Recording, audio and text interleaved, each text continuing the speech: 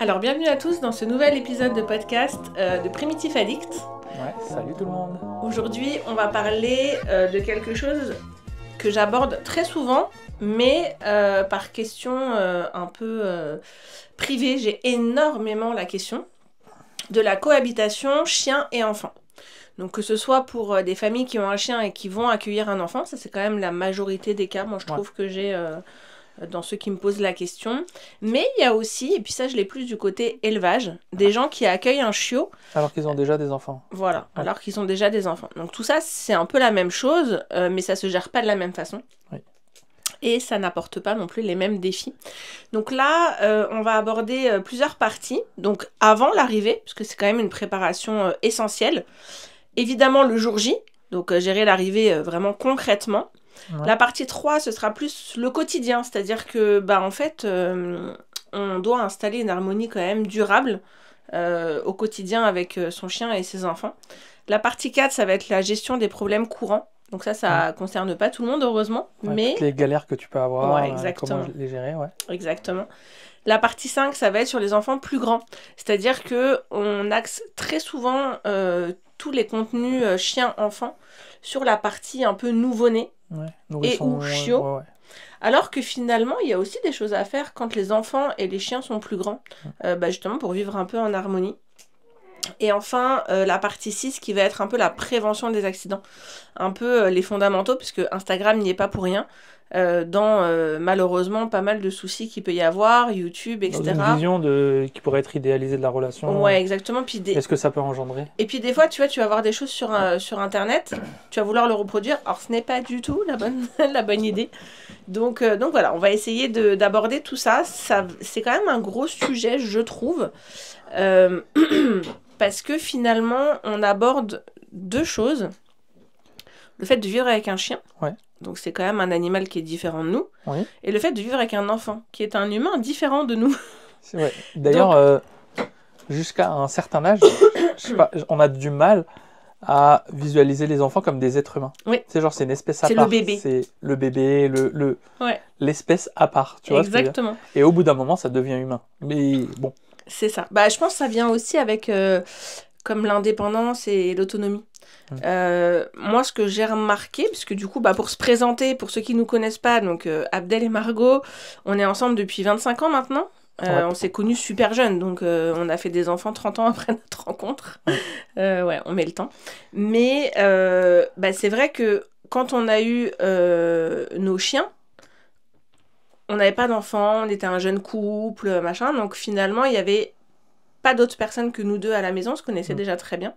Et quand on a eu nos enfants, on avait déjà des chiens. Donc tout ça va nous permettre aussi, dans cet épisode, de ponctuer aussi par rapport à notre expérience, notre vécu. Puis on est aussi éducateur canin et aussi éleveur, ce qui fait qu'on a un peu toutes les casquettes qui mêlent tous ces moments de vie. Et je me suis rendu compte de ça il y a, la semaine dernière. Je me suis dit, Tu avais des enfants? Non. Noah 7 ans, Nina 4 ans. Et puis au niveau chien, on a Akiko qui a 13 ans, Kuma qui a 12 ans et Nato qui a 8 ans. Ouais. Donc on a un peu toutes les palettes aussi d'âge. Mais je me suis rendu compte un soir. Donc pour ceux qui ont des enfants et connaissent le tunnel du soir, tu sais, c'est le moment où entre 18h et 21h, tout s'arrête. Et ta vie est en pause. Ouais. Et là, t'as les enfants qui te demandent « Mais maman, j'ai pas mon dentifrice, alors je mets où mon pyjama ?» Et puis t'as le chien en bas qui pleure pour sortir alors que tu viens de le sortir. Ouais. Et en même temps, nous on a 3 chiens, mais il y en a un autre qui vient puis qui demande que la barrière soit... Et en fait, tu sais, ça te submerge. Une multiplication des stimuli intenses Et moi, tu sais, voilà. Et je me suis dit, en fait... Il y a le papa qui fuit dans le sous-sol pour aller faire son linge ce moment-là. C'est ça. Exactement, on voit du même soir dont on parle. Et en fait, je me suis dit, la grosse similarité entre un enfant et un chien, c'est que c'est deux individus qui dépendent entièrement de toi et de ton bon vouloir, mais surtout, qui ne prend pas en compte ton désir à toi, ton temps à toi, ton besoin à toi. C'est des individus, donc le chien dans son côté chien et dans son environnement, et l'enfant dans son côté et dans son environnement. Il demande juste ses besoins parce qu'il dépend de toi en fait finalement. Et donc, exactement. Comme il a besoin d'obtenir quelque chose, il te demande de la façon la plus naturelle possible. Le problème c'est quand toutes ces demandes sont centralisées à un moment précis et que ça. toi, tu as du mal à tout gérer. Et puis le chien va pas se dire attends, elle est en train d'allaiter. Non, il n'est pas capable. Attends, elle est en train de brosser les dents. Ouais, c'est ça. Puis l'enfant, il est pas en train de se dire attends, le chien a peut-être faim, attends, le chien a peut-être soif. Et en fait, c'est pour ça que c'est assez difficile la cohabitation parfois parce que on se sent tout d'un coup débordé, que quand on a un jeune couple dynamique, il y a que nous et on pense qu'à sa gueule. Non, mais c'est vrai. Donc c'est important de le prendre en compte. Et c'est aussi ce qui va déterminer la plupart des inquiétudes et des problèmes par la suite. Parce que c'est ça en fait qu'il faut vraiment garder en tête. Chaque individu, que ce soit les enfants ou les chiens, ont leur propre monde et ont leurs propres demandes. C'est ça. Et il y a beaucoup de gestion à faire, que ce soit la gestion des énergies, la gestion des environnements, mais on va en parler un peu plus tard. Exactement. Je pense que dans cette première partie, ce qu'on peut dire, c'est qu'il y a de la préparation. Un gros avantage quand on a des enfants, c'est qu'on a 9 mois d'attente. Normalement, quand à peu on près. va avoir des enfants, c'est déjà le cas le plus courant. Le plus courant, c'est souvent, surtout dans nos sociétés, tu sais, on commence à avoir des enfants de plus en plus tard. Et je pense qu'il y a ce besoin de materner dans la vingtaine, entre 20 et 30 ans, où tu as quand même ce besoin, je pense, biologique, qui est de vouloir avoir un enfant. Mais comme dans notre société, pour s'en sortir, je trouve qu'il faut de plus en plus de temps. C'est-à-dire que la génération de nos parents, vers 20-25 ans, tout le monde avait un appartement parce que ça coûtait moins cher, parce que tu n'avais pas forcément besoin du couple entier qui aille travailler pour pouvoir subvenir aux besoins du foyer. Ils étaient déjà établis dans leur vie.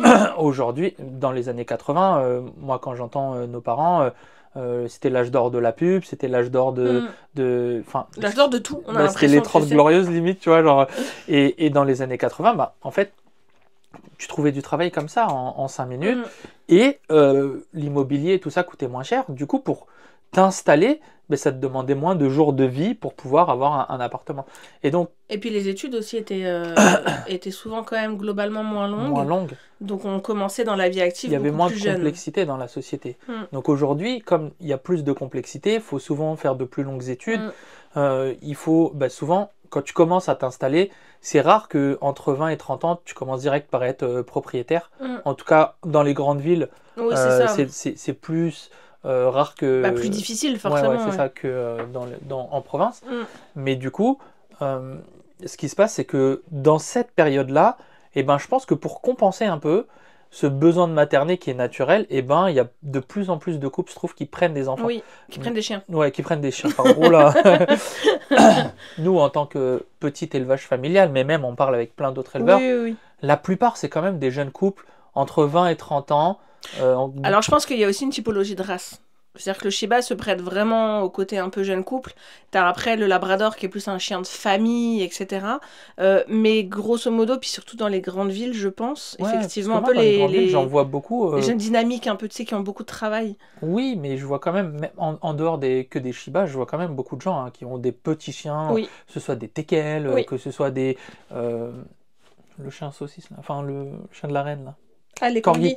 Corgi. Chien de la reine. Tu te souviens, aux États-Unis, on avait vu un rassemblement de 200 corgis et tout ça. Bien. La plupart, c'était pas des non, retraités, des tu vois. Enfin, je veux dire. Clairement. Et donc, le fait de prendre un chien en premier, moi, je dis souvent de façon familière, un peu, genre, c'est un demi-gosse, quoi. Parce que t'as cette responsabilité que t'avais pas avant. C'est ça. Mais c'est pas autant de responsabilité que d'avoir un enfant. C'est ça, c'est-à-dire qu'en fait, tu commences un peu plus facile. Je mets des guillemets, personne ne me voit. Mais un peu plus facile dans le sens où tu as un être qui dépend de toi. Tu dois répondre à ses besoins au quotidien. Des contraintes et tout mais ça. Quand même, par rapport à un enfant, moi je me souviens ce qui m'avait marqué quand j'ai eu Noah, c'est que je me suis dit, mais lui en fait, on peut pas le laisser à la maison pour aller au cinéma. Tu vois ce que je veux dire ou pas? Oui, c'est pour ça que c'est un peu moins de contraintes quand même. C'est juste genre non-stop en fait un enfant. Et là, je me suis dit, c'est quand même différent d'un chien. Mais quand on a pris le chien, je me suis dit, waouh, en fait, il faut le sortir tout le temps, il faut revenir tout le temps. La nuit, il pleure. La nuit, il pleure, tu dors pas beaucoup, surtout quand il est chiot. Donc, tout ça, c'est vrai que quand même, ça t'entraîne un peu. Souvent aussi, nous, on l'a déjà vu plusieurs fois, mais souvent, les couples qui prennent un chien, ça crée une tension. Ça crée une tension entre le couple. Et on a quelques couples, quelques-uns quand même. Quand même pas mal, surtout pendant un moment. Qui se sont séparés parce que finalement, ben, le couple n'était pas assez solide et cette tension supérieure fait que ça éclate. Et heureusement qu'en France, le chien n'appartient qu'à une seule personne parce qu'il y a déjà eu quelques petits dramas. C'est clair. Mais bon. Voilà. Il y a des fois des gardes partagées qui marchent, mais bon, on en parlera dans un autre podcast. Au pire, ça peut être un très bon sujet, ça. Mais tout ça pour en revenir au fait que souvent, c'est des jeunes couples et après, l'enfant arrive. Ouais. Bah, d'ailleurs, c'est quand même la plupart des demandes qu'on a. Soit en éducation, des gens qui nous demandent de venir à domicile pour justement préparer l'arrivée du bébé. Soit moi, sur les réseaux, beaucoup de questions là-dessus qui reviennent vraiment hyper souvent. Donc, en fait, moi, ce que je dis à chaque fois, c'est la préparation, elle est essentielle. Comme dans l'éducation, comme dans tout, les fondations, c'est hyper important. Et pourquoi la préparation ? Parce que... on va pas se mentir, un enfant, ça va prendre tout le temps. Ça va prendre toutes les ressources. Ça va prendre toute l'attention. Moi, je suis pas de celles qui se sont dit, j'ai un chien, maintenant j'ai un enfant, bah écoute, le chien relégué au second plan. Mes chiens ont toujours fait partie intégrante de ma famille. Mais à un moment donné, moi j'allaitais par exemple pendant plusieurs mois Noah, pendant que je suis en train d'allaiter, je peux pas sortir le chien. C'est pas possible. C'est sûr que je peux pas répondre à tous leurs besoins à un moment T, parce que maintenant j'ai aussi un enfant à qui je dois... qui demande de la ressource cognitive, voilà. De la fatigue qui s'accumule. Exactement. Et puis en plus on le dit à toutes les jeunes mamans, quand le bébé dort, toi aussi tu dois dormir. Mais à un moment donné, quand est-ce que je sors le chien ? Donc ça on va le voir après, parce que pour le coup, moi j'ai beaucoup sorti les chiens aussi, mais faut pas oublier que vous êtes deux. Quand vous faites un enfant, vous êtes deux, et il faut que le papa ou la maman, ou en tout cas y ait un vrai duo là-dedans. Et pour ça, c'est important quand on prépare l'arrivée justement d'un bébé, parce qu'il faut anticiper. À partir du moment où tu anticipes, moi quand j'ai eu Noah, je me suis dit j'arrive dans l'inconnu. En fait, l'inconnu, il est hyper stressant pour le chien, mais comme pour les parents. Le fait de demander de l'avis à des gens, soit des éducateurs canins, soit des gens qui ont déjà eu un bébé avec un chien, ça permet de un petit peu prévoir ce qui va se passer. Concrètement, on peut les citer ici. Il y aura un problème de temps, donc par rapport aux balades. Des balades qui vont peut-être être raccourcies, des balades qui seront peut-être moins fréquentes. Peut-être la personne aussi avec qui le chien avait l'habitude de balader, peut-être qu'il sera différente. Et en fait, ce qu'il faut voir, c'est que la routine pour un chien, c'est assez important, mais elle va changer. Et le gros avantage, comme je l'ai dit tout à l'heure, on a 9 mois pour que ça change. Donc on a 9 mois pour adapter sa routine. 6 mois, en général, tu le sais au bout de 3 mois. Non, tu le sais un peu avant. Non, tu le sais un peu avant. Bon, on va dire même, mettons, t'as 6 mois. Mais effectivement, ton chien, par exemple, dans un couple, il peut être plus attaché, par exemple, à la maman plutôt qu'au papa. Il a l'habitude de sortir avec la maman. Et là, un bon moyen d'anticiper, c'est que le papa commence à passer plus de temps de qualité avec le chien pour pouvoir créer un lien qui est plus fort, pour que quand le bébé il va arriver, le chien ait déjà plus l'habitude de passer du temps avec le papa et que ce soit plus facile de passer le relais. Et puis il y a un élément hyper important, nous en tant qu'éducateurs canins, on le répétera jamais assez, mais il y a ce qui s'appelle le conditionnement qui se fait. Maintenant, je vais vous mettre en situation. Vous venez d'avoir un enfant, vous n'avez pas préparé son arrivée, et puis là, le chien qui avait l'habitude de sortir toujours avec la maman, par exemple, là, d'un coup, en fait, il ne sort plus jamais avec la maman. À l'intérieur, il avait l'habitude de dormir toujours avec la maman, puis là, il y a de moins en moins de possibilités de dormir avec la maman. Et en fait, qu'est-ce qui se passe ? Le chien se dit, attends, il y a quelque chose qui a changé dans mon environnement, tout mon quotidien change, et moi, ça ne me plaît pas. Mais qu'est-ce qui est arrivé à ce moment-là ? L'enfant. Exactement. Est-ce que vraiment l'enfant va être perçu comme quelque chose d'agréable pour le chien ? Malheureusement, non. Donc en fait, c'est aussi ça qu'on essaie d'éviter quand on dit aux gens de préparer l'arrivée du bébé. C'est parce que l'arrivée va être bouleversante pour les parents, bouleversante pour le chien, et on va essayer de faire en sorte que cette arrivée ne soit que positive pour un chien. Parce que malheureusement, un bébé, c'est quand même pas très agréable pour un chien, parce que ça pleure, parce que ça demande beaucoup d'attention. Donc on va essayer de changer un peu cette routine-là. Donc, premièrement, respecter les horaires habituels, mais petit à petit, essayer d'étendre. C'est-à-dire que si, par exemple, il y avait 3 sorties par la maman par jour, là, on va peut-être en faire 2 d'abord, toujours, puis une qui va être à 2. Puis celle-là, elle va commencer à être toute seule avec le papa. Et puis essayer d'adapter un peu comme ça pour qu'à la fin, il y ait de moins en moins de routines claires. Pourquoi ? Parce que quand on a un enfant, on a du mal à tenir des routines vraiment très précises. Par contre, là où je pense que je vais un peu à l'encontre de un peu ce qui est donné, c'est que je pense qu'il faut, à un moment donné, aussi en tant que parent, se poser une routine à laquelle on va s'astreindre. Je donne un exemple. Si la routine de la sortie de 17h, elle est vraiment importante, bah peut-être que pour tout le reste, on va passer le relais, peut-être que pour tout le reste, on va essayer de changer un peu tout ça, de devenir aléatoire, mais peut-être que aussi la maman ou le papa peuvent se dire, attends, ça je sais que pour mon chien, c'est vraiment important. Et parfois aussi, moi je me souviens hein, de quelques fois où je me suis retrouvé avec les chiens, le gamin porte-bébé, à sortir les 3 chiens et tout ça. Mais parfois aussi, c'est aussi important pour la maman d'avoir son moment où elle n'est pas forcément avec le bébé. Et ça peut être aussi une soupape. Le fait d'aller faire par exemple une grande sortie d'1 heure et que ce soit le papa qui récupère les enfants et qui s'occupe de l'enfant à ce moment-là. Mais en fait, moi, je me souviens que toi, ça te permettait, quand tu faisais une grande sortie avec Akiko ou avec Kuma, de pouvoir respirer, de ne pas avoir à gérer. Et en fait, ça te baissait un peu cette charge mentale que tu pouvais avoir sur le fait de gérer les enfants. Parce que quand il y a l'arrivée d'un enfant, nous, les papas, on s'en rend pas compte, mais en fait, il y a un tel bouleversement au niveau hormonal chez la maman que nous, on le perçoit pas forcément. Et du coup, je pense que vous vous rendez pas aussi le bien fait compte. de le savoir un petit peu et d'en discuter un peu, eh ben, ça te permet de dire, ok, bah là, je sens qu'elle a vraiment besoin d'un soutien ou du fait que je prenne un peu plus le lead sur telle ou telle chose. Et pour toi, te laisser un peu plus une soupape un peu où t'es pas forcément que enfermé à la maison, avec le bébé. que à nurser.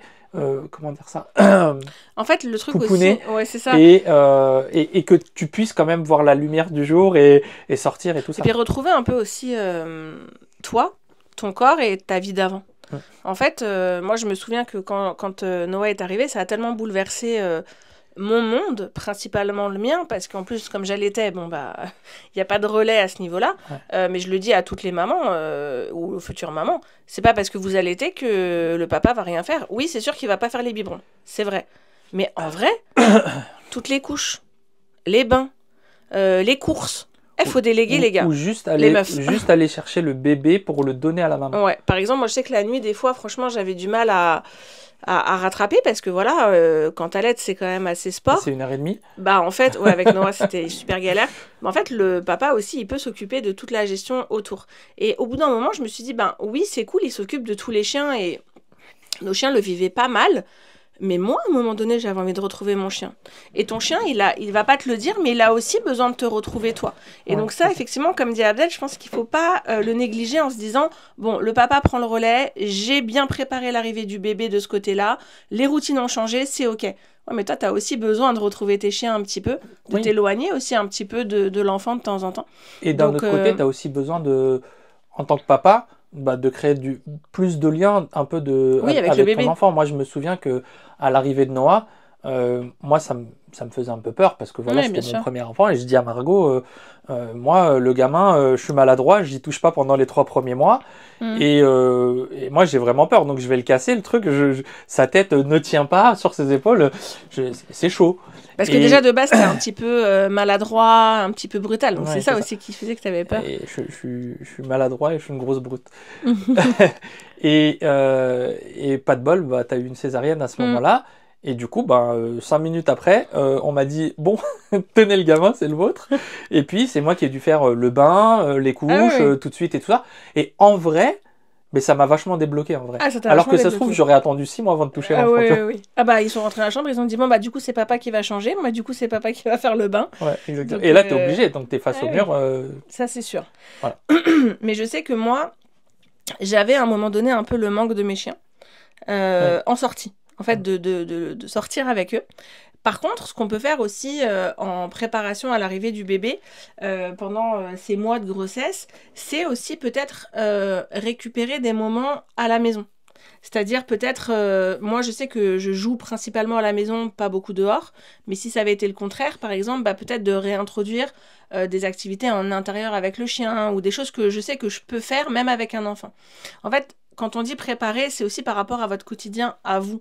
C'est-à-dire, à chaque fois que vous voyez votre quotidien dans une journée type, Ok, là, qu'est-ce que je ne pourrais plus faire avec mon chien? Ok, là, qu'est-ce que je vais pouvoir faire avec mon chien? Et en fait, ça, c'est un peu personnel. Ça dépend de chaque personne, ça dépend de chaque chien. Avec Akiko, j'allais pas faire des câlins à la maison. Je veux dire, elle aime pas ça, donc ça n'a aucun intérêt. Par contre, je sais qu'elle aime bien jouer, même à l'intérieur, elle aime bien. Bah, je vais peut-être plus travailler sur ce côté-là. Et aussi, ce qui peut être vraiment intéressant pendant tous ces mois de grossesse, c'est de leur apprendre des ordres intelligents, des ordres qui vont vous servir par la suite. Il y a quelque chose d'hyper important, c'est l'espace de chacun. Un enfant, ça va arriver, ça va prendre de la place. Mais il y a déjà la place du chien. On le dira jamais assez, mais un chien, quand il est dans son panier, on ne va pas le déranger. Mais un enfant, ça, il le sait pas. Donc ça sera à lui apprendre, puis on le verra dans les parties suivantes. Mais là, dès le départ, ce que vous devez faire, c'est lui apprendre à votre chien à aller à sa place. Ça fait un peu autoritaire de dire ça. Je dirais même plus son safe spot. Ouais, et plus général que ça. Je pense qu'il y a beaucoup de gens, surtout ceux qui font pas d'occupation mentale pour leur chien, qui n'apprennent pas à leur chien à s'occuper tout seul. Et tu peux lui dire d'aller à ta place, et il va aller à sa place, mais parfois c'est pas... il va pas rester longtemps, tu vois. Non, moi c'était plus dans le côté où à un moment donné, quand t'es, je sais pas, t'as l'enfant, il y a quelqu'un qui arrive, il y a des trucs, tu sais, des fois tu te sens quand même débordé. Submergé, tu peux lui demander de se mettre en retrait. Exactement. Le temps que... Ou les moments où, puis ça on va y revenir aussi, mais les moments où ton chien est mal à l'aise. Moi j'appelle ça le ta place, en fait j'appelle ça le safe spot. Ouais. On l'apprend c'est aux chiens anxieux. Ouais. Pour moi c'est ultra important de prévoir un safe spot pour ton chien. Ouais. C'est-à-dire un endroit où jamais tu ne vas aller le chercher, où jamais l'enfant n'a le droit d'aller. Donc ça peut être une cage que tu laisses ouverte, ça peut être un panier, un petit... Enfin, il faut que ce soit vraiment clair. C'est-à-dire qu'un tapis, par exemple, pour moi, ce n'est pas suffisant. Je me souviens la dernière fois d'un cas qu'on avait eu en rendez-vous, où le chien, c'était un petit border. C'était un BAM, un berger américain. Oui, voilà, c'est ça. Et en fait, le bébé commençait à marcher un peu à quatre pattes, il commençait à bouger. Et en fait, tout se passait bien jusqu'à ce que le bébé commence à marcher à quatre pattes. Mais dès que le bébé a commencé à venir entrer dans la zone du chien, en fait, le chien, ce qu'on avait remarqué du coup à l'issue du rendez-vous, c'est qu'il avait aucun endroit de retrait en fait. Et il n'y avait pas physiquement la place. C'est pas ça, c'est qu'en fait les gens interdisaient le canapé, ils interdisaient le lit, la chambre, et la chambre. Donc en fait le chien il avait aucun endroit en hauteur. Et du coup ce qui s'était passé, c'est que ce qu'on avait réussi à faire, c'était mettre une table, mettre la cage de transport comme safe spot derrière sur la cage, enfin sur la table, et du coup là le chien pouvait se mettre en hauteur dans son coin, et quand il avait besoin de se mettre en retrait, c'était beaucoup plus facile pour lui, et du coup il était moins physiquement avec ça a tout changé. Et du coup oui, le chien pouvait aller faire ses affaires pendant de longs moments.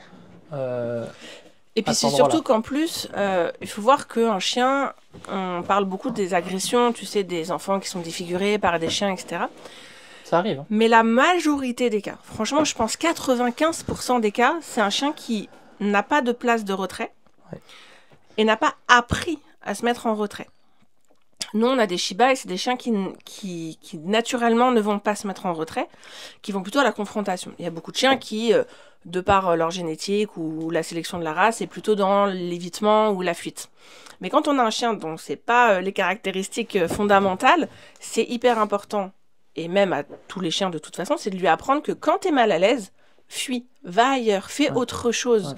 Et ça, en fait, en amont de l'arrivée d'un bébé, c'est peut-être le meilleur conseil qu'on peut donner, c'est apprenez à votre chien à aller dans une zone où la pression va redescendre. Parce que, un enfant, ça bouge, ça crie, ça peut être difficile à gérer aussi. Oui, ce safe spot, on pourra plus tard aussi apprendre à l'enfant que quand le chien, il est dans cette zone-là, pour toi, c'est interdit d'aller y toucher, Exactement. c'est le coloc, c'est pas ton chien. Exactement.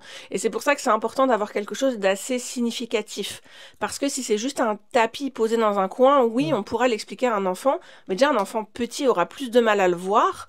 Et puis, il faut que ce soit vraiment un endroit dans lequel le chien a l'habitude de se reposer. Donc, si pas, vous commencez pas le jour où l'enfant arrive. Il faut commencer vraiment en amont. Pour ça, un petit plan d'entraînement assez clair. Moi, je conseille les sortes de cages de transport en tissu pliables, parce qu'on peut aussi l'emmener chez les amis, on peut aussi l'emmener n'importe où. En fait, ça sert pour plein de choses. Sauf d'ailleurs, si t'es un Danois, mais... Bah, il y en a des très grandes. Oui, il y en a des très grandes. Bon, après, ça prend de la place chez toi. Mais je sais que moi, par exemple, je vais l'emmener pour le voyage. Je sais que cette cage-là, pliable, je vais l'emmener parce que c'est toujours utile de pouvoir l'avoir à droite, à gauche. Et en fait...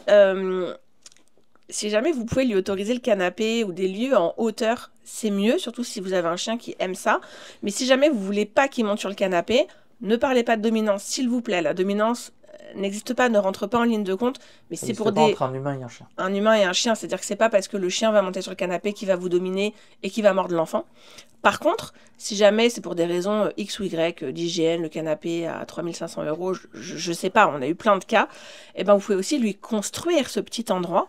Un mettre peu la en caisse hauteur. De transport ou la niche sur une table, tout simplement, comme on avait fait. Voilà, une table basse, ou voilà, essayez de mais ça, pensez-y avant l'arrivée de l'enfant et travaillez-le. Donc le plan d'entraînement, c'est vous créez ce petit endroit. Dans ce petit endroit, vous mettez toujours des choses super sympas. Je sais pas, des nerfs de bœuf, des trachées, des pâtes, des trucs à manger, sans forcément le lui dire, mais lui, il va le trouver, en fait. Exactement. Et du coup, cet endroit-là, bah, je sais pas, c'est super. Il y a des trucs qui apparaissent. Moi, si j'avais un arbre à billets, je serais hyper contente chez moi. J'adorerais cet endroit. Donc, c'est un peu ça qu'on veut créer.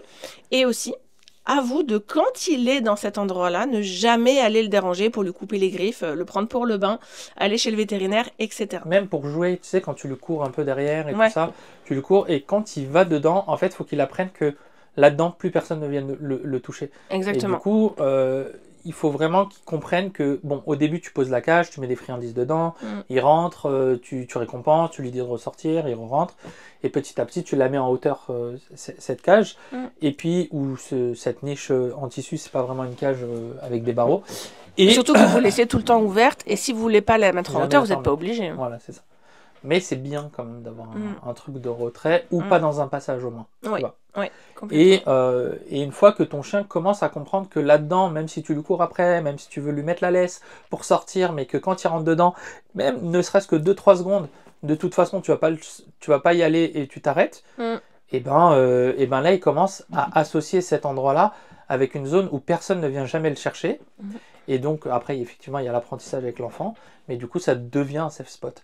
Et ce qui est vraiment bien quand c'est une cage de transport par exemple, c'est que ce safe spot il peut être transportable en voiture, en train et puis, ou en avion. Si tu pars en vacances avec ton enfant et ton chien, tu l'emmènes dans la location, à l'hôtel, chez papy, mamie, chez peu importe. En fait, le chien retrouvera toujours son endroit vraiment agréable. Et comme c'est les cages pliables, ça prend vraiment pas de place. Ouais, peu de place. Donc ça, c'est vraiment important. Deuxième chose qu'il faudrait lui apprendre vraiment en priorité avant l'arrivée, c'est le tu laisses.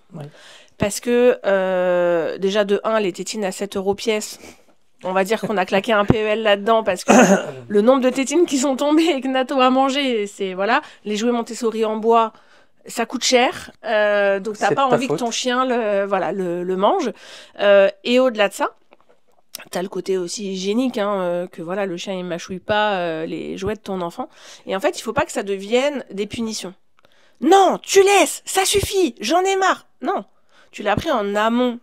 Le comportement de tu laisses, donc pour lui c'est positif de laisser, toujours en échange de toujours mieux. Exactement. Et là en fait quand l'enfant va arriver, il n'y a pas une pluie de tu laisses négatif qui va lui tomber sur le coin de la figure, mais par contre toujours des tu laisses avec un bout de fromage, avec un morceau de knacky, et en fait laisser les jouets de l'enfant qui vont être baveux et très intéressants pour le chien, ne seront plus si intéressants. Donc ça, c'est un ordre vraiment hyper important pour le coup. Et le donne, parce que parfois, on n'a pas anticipé le tu laisses, apprendre le donne, apprendre le troc, parce que il va vouloir les jouets de l'enfant, c'est évident. Moi, j'aimerais qu'on revienne sur un point, parce que là, on parle déjà un peu comme si l'enfant était déjà là. Oui, mais ça, c'est ce qu'il faut apprendre avant que l'enfant arrive. Ça, c'est vraiment important. C'est vraiment les ordres. Si pour moi, il y en avait 3, ce serait ta place dans le safe spot et créer un safe spot. Ouais. Apprendre le tu laisses. Ou tu donnes aussi. Ou le tu donnes. Donc le tu laisses, le tu donnes, le troc. Ouais. Ça, pour moi, c'est la principale chose à faire avant l'arrivée du bébé. Ouais. Ensuite, une deuxième chose que je pense qu'il faut vraiment faire, ça peut être comme la désensibilisation au bruit. Donc on peut aller sur YouTube, mettre des pleurs de bébé, puis l'associer avec du poulet, avec des choses hyper sympas, pour que déjà le chien, il soit déjà préparé à ce bruit qui peut être désagréable pour certains chiens, hein, franchement, soyons honnêtes. Donc tout ça, c'est un peu de la désensibilisation. Donc on peut les désensibiliser aux pleurs, aux cris, aux sons divers. Par exemple, si vous êtes un jeune couple assez silencieux, faites du bruit chez vous. Pendant toute la grossesse, faites tomber des casseroles, faites tomber des bols en plastique, parce que c'est ce que l'enfant va faire. Ouais. Donc tout ça, si le chien y est déjà préparé et que ça n'arrive pas comme ça d'un coup avec un enfant qui hurle, qui crie et qui fait tomber des choses, là c'est l'horreur. Non, il aura déjà été préparé à ça. Ouais. Ensuite, moi, ce que je dis aussi en troisième, c'est tu peux aussi, oui, dis-moi. Juste aller traîner le soir vers 16h ou 17h, oui. Soit près des écoles, complètement. Pardon. Soit près des jardins d'enfants, oui. Alors pas dedans parce que tu n'as pas le droit, mais tu peux aller autour, oui. près des trucs, pour entendre le bruit des enfants, et là aller pratiquer une activité agréable comme du parcours par exemple. Moi j'aime bien, on le faisait souvent quand Noah il était à la crèche, on prenait Nato et puis on allait faire un peu de parcours autour du parc. Donc tu l'as fait juste monter sur le banc, descendre sur le banc, jusqu'elle associe ces bruits-là à quelque chose d'agréable en fait. Ouais. Et en plus comme elle va les voir sortir et rentrer. Exactement. Avec la poussette, avec des choses un peu hors du commun, on va dire. Exactement. Petite anecdote très très très drôle, c'est que quand j'ai les chiots à la maison et qu'on les sort, surtout quand les enfants étaient petits, avec la poussette. Et donc les chiots naissent avec les enfants, le bruit des enfants, etc. Et aussi la poussette. Et en fait, les gens me disaient... Mais les chiots de chez toi, ils adorent les trucs à roulettes. Genre, ils foncent vers les gens qui ont des valises, les gens qui ont des poussettes, parce que l'habitude, en fait, à la maison, à chaque fois qu'on les emmène en balade, on leur autorisait à monter, tu sais, dans le panier du bas de la poussette quand ils étaient fatigués. Ouais. On leur donne des friandises. Et comme je disais, tu sais, quand tu traînes près du parc, souvent, faut les laisser ramasser un petit peu les gâteaux des gamins qui vont faire tomber, parce que ça associe quand même quelque chose. C'est un très bon moment de pratiquer le tu laisses. Nous, on pratique le tu laisses avec pas que du renoncement, mais aussi avec la possibilité d'avoir ce qu'ils convoitent. C'est ce qui permet de démultiplier ton tu laisses. Donc, tu demandes un tu laisses, le chien laisse, et puis à la fin, il a le droit d'avoir le BN qui est tombé par terre. C'est quand même hyper chouette pour le chien. Et surtout, ça le désensibilise aussi à voir des enfants bouger, entendre les poussettes rouler, etc. Donc ça, c'est un super bon tips. Et puis, à la maison, comment je pourrais dire ? Le préparer aux objets. Ouais, de l'engager là-dedans. Quand tu reçois la poussette, exactement. Tu peux commencer à mettre des friandises à côté de la poussette pour qu'il s'approche. Et là, tu bouges légèrement la poussette, puis tu vas le récompenser. Puis quand il va recevoir le cosy, tu peux le poser à la maison quelques jours et de temps en temps, tu vas mettre des friandises à l'intérieur. Oui, parce qu'une grosse erreur que font les gens, c'est que toutes les choses qui appartiennent au bébé, le chien n'a pas le droit de regarder, n'a pas le droit de sentir, n'a pas le droit de venir. S'approcher. Il y a comme une sorte de... Oui, mais il va le mordiller. Non, au pire, il le mordira si tu le laisses là pendant 3 heures. Mais il a le droit quand même de venir sentir, même au pire de mettre ses pattes dedans. Je veux dire, à un moment donné, il faut aussi quand même... Je suis pour le côté propre, bactéries, etc. Mais il faut engager son chien à faire partie de l'aventure.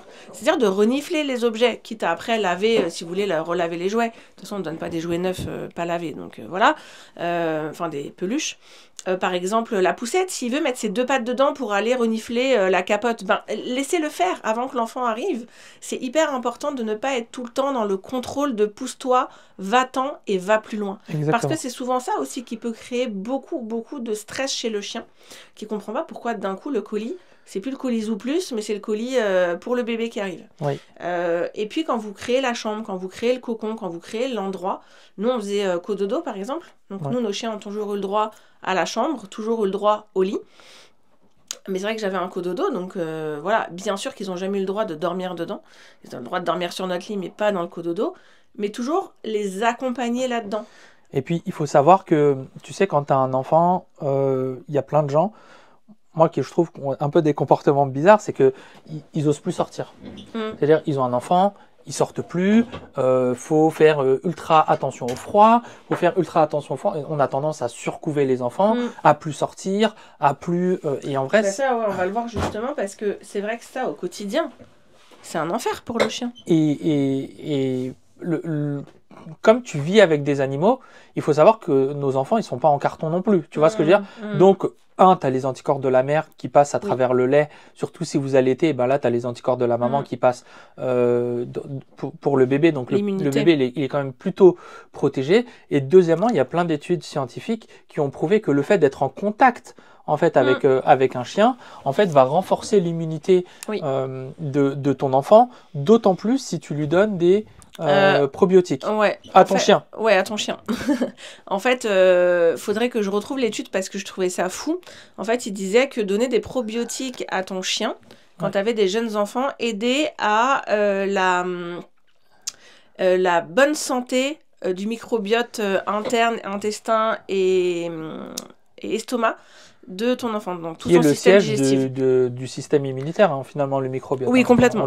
On le sait pas, mais ça fait du sens parce que qu'on le voit ou qu'on le voit pas, probablement qu'il faut quand même le voir parce que tu es censé surveiller ton chien avec tes enfants tout le temps, mais parfois ils vont lécher les jouets des chiens, ils vont lécher les objets, ils vont peut-être mâchouiller une chaussette, ils vont peut-être lécher un peu ton enfant, la main, le pied. Le coussin, le canapé. Exactement, et ce qui va se passer, c'est qu'il va y avoir effectivement, comme tu disais, une contamination, et plus le microbiote de ton chien il est en bonne santé, plus qu'il va transférer le peu de trucs, mais ça va faire que ton enfant va être en meilleure santé. Donc n'hésitez pas à faire une cure de probiotiques à votre chien avant l'arrivée de l'enfant. Exactement. Et n'hésitez pas à sortir votre enfant quand vous l'avez, à continuer à vivre plutôt normalement, parce que si jamais il sort pas, mais ça devient difficile, quoi.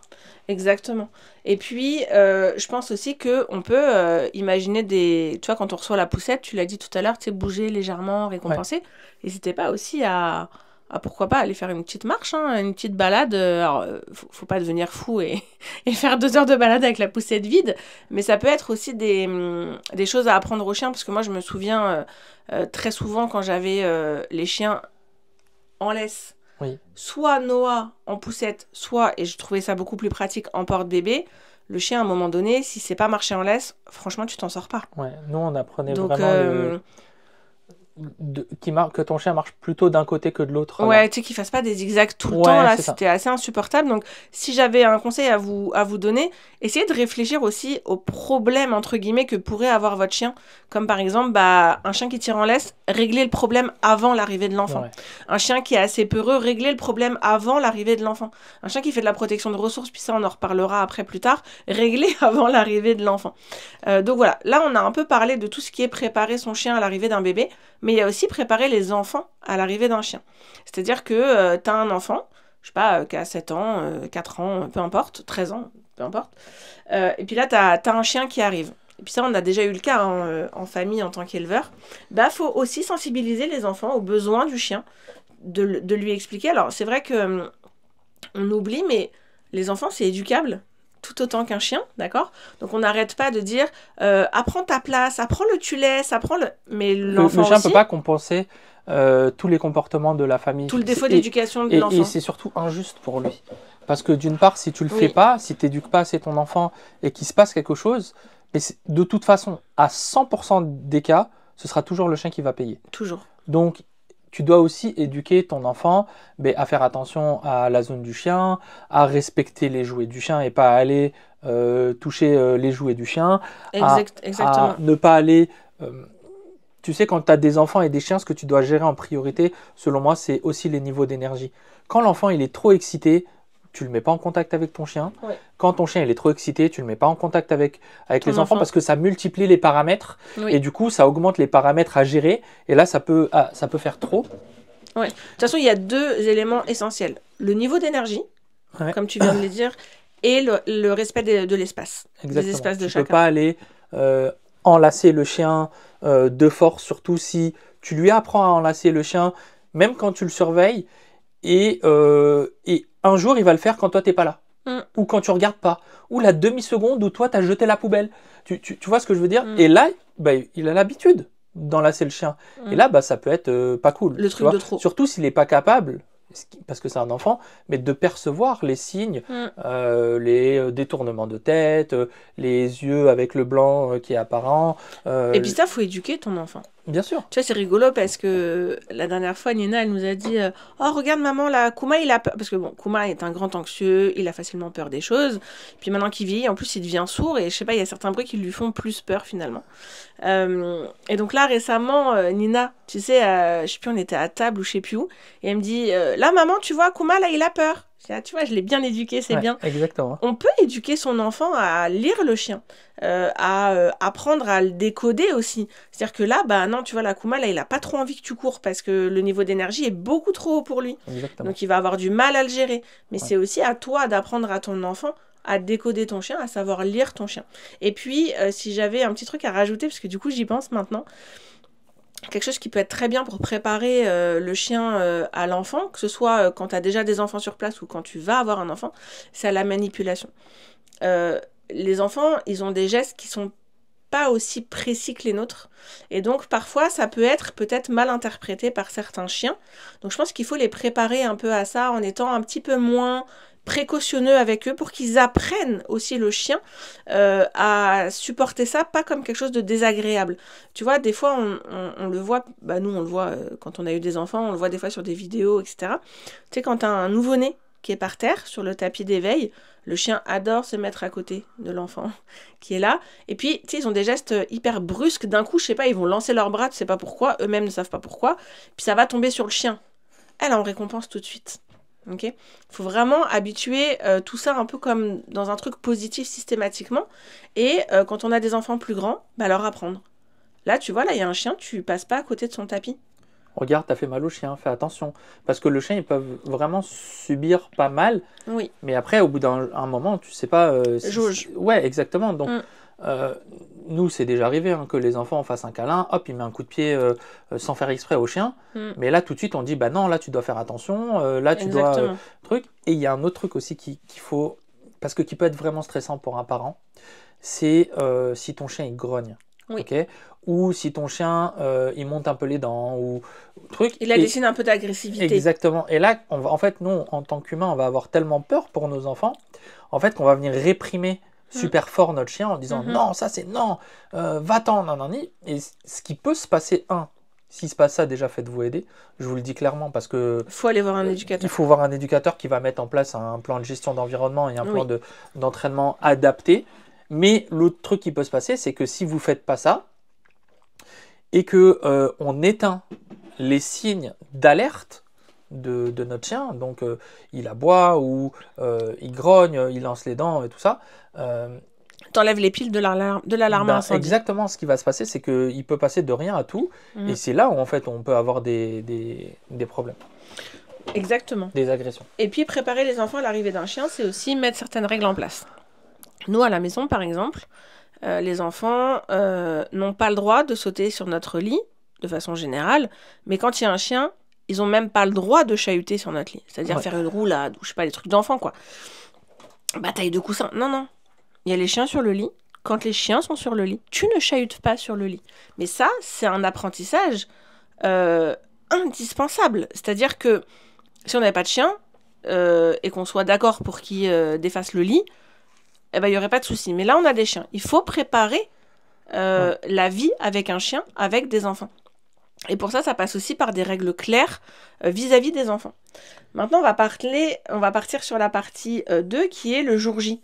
L'arrivée, concrètement, en fait, de la naissance. Là, c'est bon, tu arrives à ton terme, quasiment 9 mois, alors, et là, tu dois accoucher. Comment ça se passe? On demande souvent, est-ce que... on doit apporter un linge à la maison pour que le chien il le sente. T'en penses quoi, toi? Moi, je pense que 100% qu'il faut le faire. Effectivement. 100% il faut le faire. Le chien, il a un odorat qui est 40 fois plus développé que nous. Nous, on vit dans un monde visuel en premier et puis après d'odeur. Mais les chiens, ils vivent principalement dans un monde d'odeur en premier et ensuite dans un monde visuel et auditif. Et puis dans un monde d'odeurs, il décode beaucoup d'autres choses. C'est-à-dire que nous, on va sentir ça sent mauvais, ça sent pas mauvais, ça sent le pain, ça sent la bolo. Voilà. Mais eux, en fait, ils vont décoder chaque odeur. C'est-à-dire que dans une bolognaise, par exemple, ils vont décoder que là, il y a de la sauce tomate, de l'origan, de l'oignon, du basilic, etc. Donc quand vous allez ramener le body de l'enfant, qui va sentir le lait, qui va sentir le vomi, qui va sentir la transpiration, ben en fait, déjà là, il va se dire... Cette odeur est familière. C'est ça. En fait, ce truc-là, cette odeur, ce qui appartient à un truc, parce qu'il ne le connaît pas, ok, je comprends mieux ce que c'est. Ça sent un peu la maman, parce que l'odeur d'un enfant est un peu mélangée avec la maman. Ça sent aussi le lait, ça sent plein de choses. Et tout ça, c'est important qu'il l'ait avant l'arrivée à la maison. Mais c'est pas juste, tu lui fous le truc un peu sous le nez, puis tu t'en vas. Il y a un petit protocole à faire. Un bon moment avec lui, tu peux lui faire sentir, le caresser. Exactement. Essayer de le mettre dans un état d'éveil calme, c'est-à-dire que tu vas te poser avec lui, tu vas lui faire sentir, et c'est pas des moments où tu vas l'exciter pour jouer, mais plutôt des moments où ça va être des moments de câlinage, des moments tu le montes sur le canapé avec toi, ou le papa le monte sur le canapé, et là tu lui fais sentir, et en même temps, tu vas le détendre, le caresser, pour essayer de créer une association entre la nouvelle odeur et un état émotionnel et un état d'éveil de ton chien qui soit plutôt calme. En adéquation. Exactement. En plus, je rajouterais une petite chose que je vois régulièrement. C'est que par exemple, on va amener le body avec du vomi. Okay, parce que soyons clairs, un enfant, ça régurgite tout le temps. Ou la couche qui a débordé un peu, etc. Ça, c'est des odeurs que les chiens adorent parce que ça a beaucoup d'informations. Et donc, il y a des chiens aussi qui vont lécher ces trucs-là. C'est dégoûtant, on est d'accord. Moi, jamais je vais lécher ça. Mais c'est comme ça que le chien aussi, il décode les odeurs. Donc, c'est hyper important parce que pour lui, il a un organe qui fait que quand ça passe par la salive, ça démultiplie. Oui, c'est un peu comme ce qu'on appelle l'organe de Jacobson. Et c'est un peu, tu sais, comme... les œnologues, tu sais, c'est ça, ils vont prendre la gorgée de vin et on va faire pour essayer de mettre de l'air en même temps et tout ça. Et on peut voir les chiens qui font un peu pareil, ils vont un peu claquer des babines, baver un petit peu, parce qu'en fait, ça va leur permettre de mieux décoder cette odeur. C'est pas très grave. C'est pas grave. Et puis, moi, ce que je conseillerais, alors soit vous tenez énormément au body, choisissez un body vraiment auquel vous ne tenez pas, que le papa va ramener à la maison. La papa, la grand-mère, le papa, la grand-mère, peu importe, mais que vous allez laisser à la maison, posé sur le canapé par exemple. Parce que parfois, ce qui peut se passer, c'est que les gens, ils vont faire sentir un peu, ils vont faire tout le protocole que t'as donné là, puis après, ils vont aller le laver. Ce qui est tout à fait, je comprends. Mais en fait, le chien, il peut être parfois un peu tout le temps frustré. C'est-à-dire qu'il n'est pas allé jusqu'au bout de son décodeur, il faut quoi, que ce soit lui qui s'en détourne au bout d'un moment. Voilà, surtout si tu fais un long câlin avec lui. Tu vois. Exactement. Il faut que ce soit lui qui s'en détourne. Première chose, pour ne pas créer de la frustration de j'attends de le revoir. Comment on va ramener un deuxième? Alors il est hyper content. Et en fait, c'est pas du tout ce qu'on souhaite comme énergie. Et ensuite, pour lui dire aussi que, en fait, l'odeur, elle va rester là tout le temps, en fait. Parce que le bébé, une fois qu'il va revenir à la maison, il partira pas. Exactement. Donc, c'est important de laisser un peu comme ça les objets un peu traîner avec l'odeur. Parce que, après, quand l'enfant va arriver, ça va être le cas. Pour la période de la maternité, les gens me posent la question. Est-ce que je fais garder mon chien ? C'est-à-dire quelqu'un qui vient à la maison, vivre à la maison le temps de la maternité. Est-ce que je l'emmène chez quelqu'un ? Est-ce que je le mets en pension ? C'est un peu difficile de répondre sans avoir tous les aspects logistiques des gens. Je pense que dans la majorité des cas, tu gardes ton chien comme dans... Tu vis le plus normalement possible. C'est-à-dire mais regarde, toi et moi, on était à la maternité puisque toi, tu dormais avec moi. Ouais. Du coup, c'est ma mère qui est venue et qui a gardé les chiens à la maison. Oui. C'est-à-dire qu'elle est venue... pendant le temps où toi, tu étais à la maternité. C'était elle qui était après venue... la naissance, tu veux dire. Oui. Après la naissance, en fait, comment ça se passe ? Le papa, il est à la maternité, la maman, à la maternité. Qu'est-ce qu'on fait du chien ? Moi, je conseillerais de le laisser plutôt à la maison. Moi, c'est toi qui as voulu le gosse, tu t'en occupes. Hein. Ouais, je l'aurais bien pris à la maternité, en vrai. Hein. Franchement, je les aurais grave pris. Je voulais même qu'ils viennent nous voir. Bon, bien sûr, c'est impossible, mais moi, je conseillerais de laisser à la maison. Ouais. Et puis, quelqu'un de confiance qui vienne.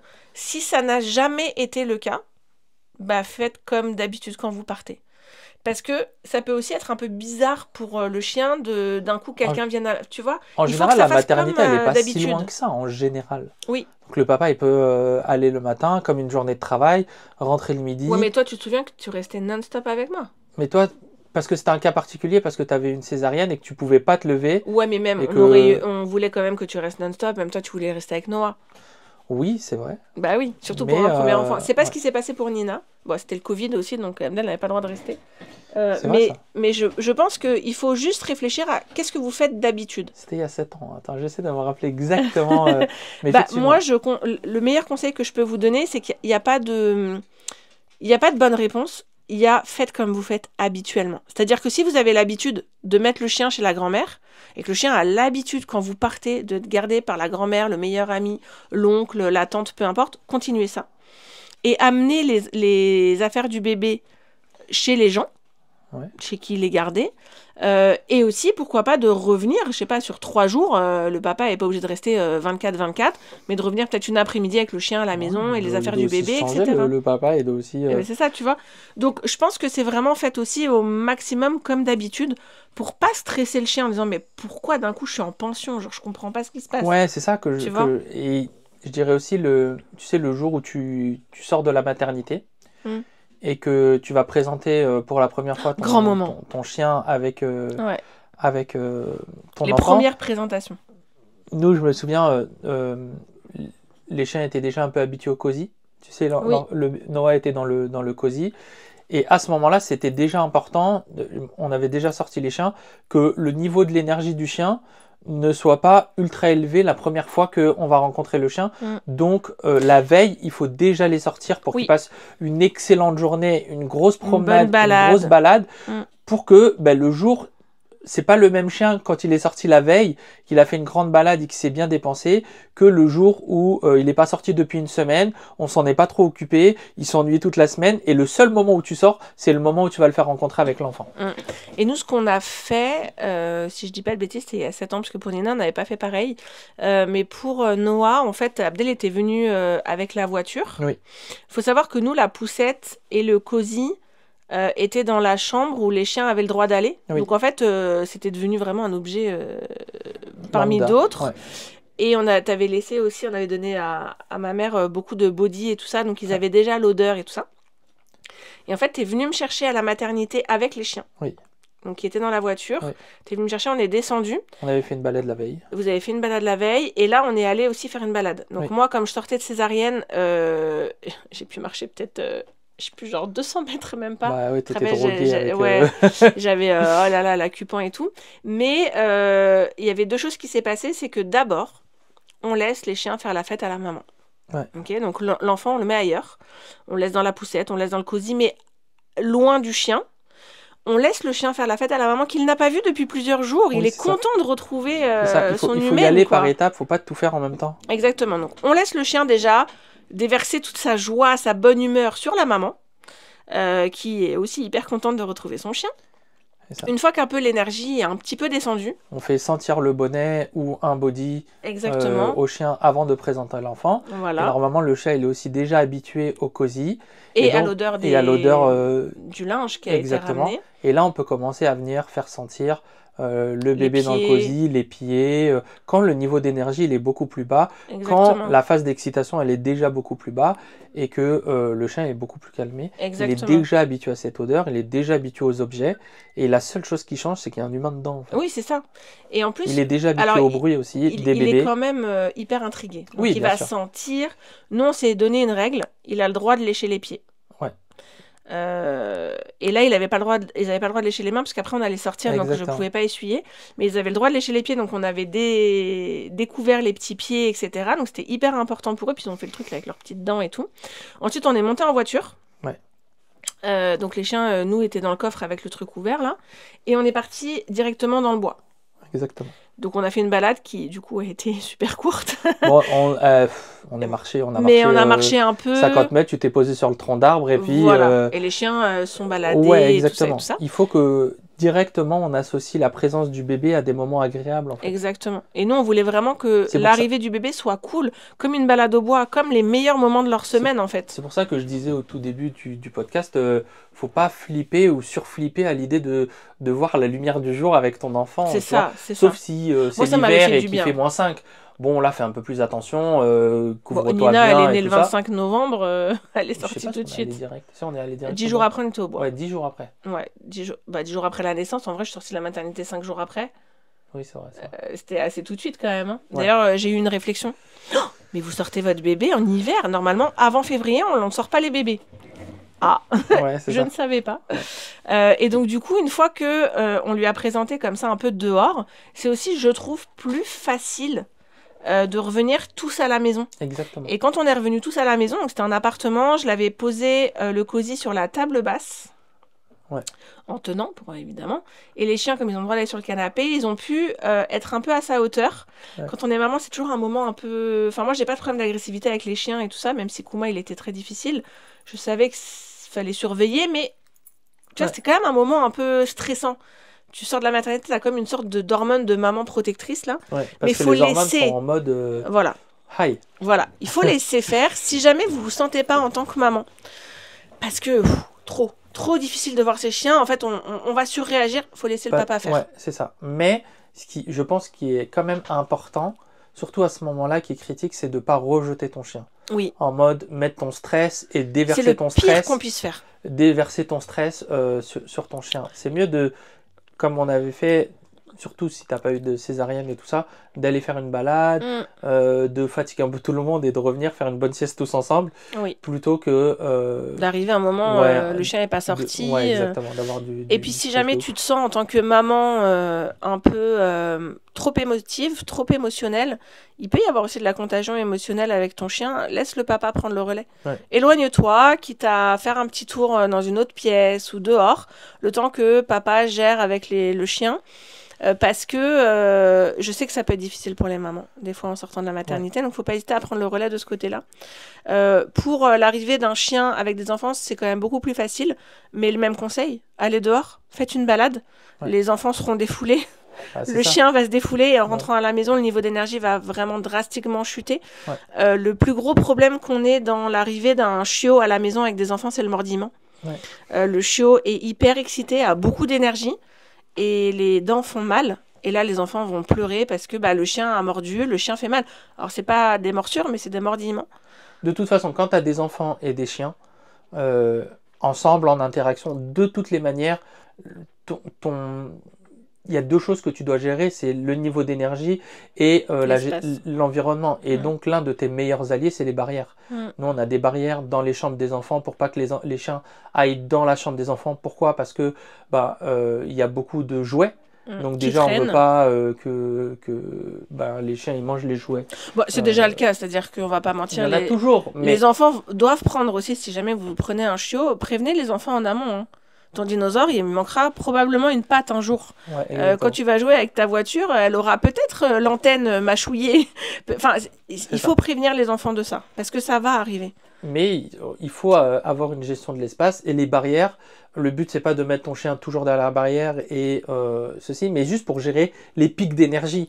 Quand le soir, je sais pas moi, après l'école, les enfants ils rentrent, c'est là où il y a le pic d'énergie le plus haut, mais toi, il y en a un des deux parents qui est occupé à faire à manger parce que faut se dépêcher, les enfants ne vont pas se coucher à 23h et que là, tu es dans le truc. Ok, mais là, déjà, si tu as pu sortir ton chien avant et puis qu'après, tu vas lui donner un Kong ou quelque chose pour qu'il s'occupe tout seul, qu'il a l'habitude de s'occuper tout seul à ce moment-là, qu'après, quand l'énergie des enfants descend un petit peu, l'autre, il y a un des deux parents qui sort les chiens ou quelque chose comme ça, là, tu peux venir essayer de désynchroniser les niveaux d'énergie et l'espace. Et l'espace, pourquoi ? Parce que faut pas être injuste. C'est-à-dire que ton enfant, il met ses jouets partout. Toi, déjà, en tant que maman, tu râles tout le temps. T'as pas rangé tes jouets, gna gna gna gna gna. Ils en ont marre, les enfants, mais je les comprends. Mais les mamans et les papas en ont marre aussi. Mais qu'est-ce qui se passe ? C'est qu'à un moment donné, il faut que chacun puisse s'exprimer en tant que ce qu'il est. C'est-à-dire qu'un chien, il a besoin de s'exprimer en tant que chien, donc il a besoin de mâchouiller. S'il y a un dinosaure en plastique qui traîne, je suis désolée, va le mâchouiller. À un moment donné, Noah, fallait ranger ton jouet. Je te l'ai dit des milliards de fois, si tu ranges pas, il est mangé par les chiens, point. C'est comme ça, c'est acté. Par contre, il faut un espace pour les enfants qui puissent laisser son dinosaure sans être mâchouillé. Donc, mets-le dans ta chambre. Si à un moment donné, ton dinosaure est dans ta chambre, que la barrière est fermée, t'as quand même, toi, en tant que maman, une tranquillité d'esprit de se dire, bon, au moins, le jouet va pas être mâchouillé. Et surtout, l'enfant a un endroit de retrait où il va pouvoir sauter sur son lit, où il va pouvoir courir dans sa chambre, faire marcher sa petite voiture électrique, ou même, oh là là, mon Dieu, la balle rebondissante. Nato, elle est accro à ça.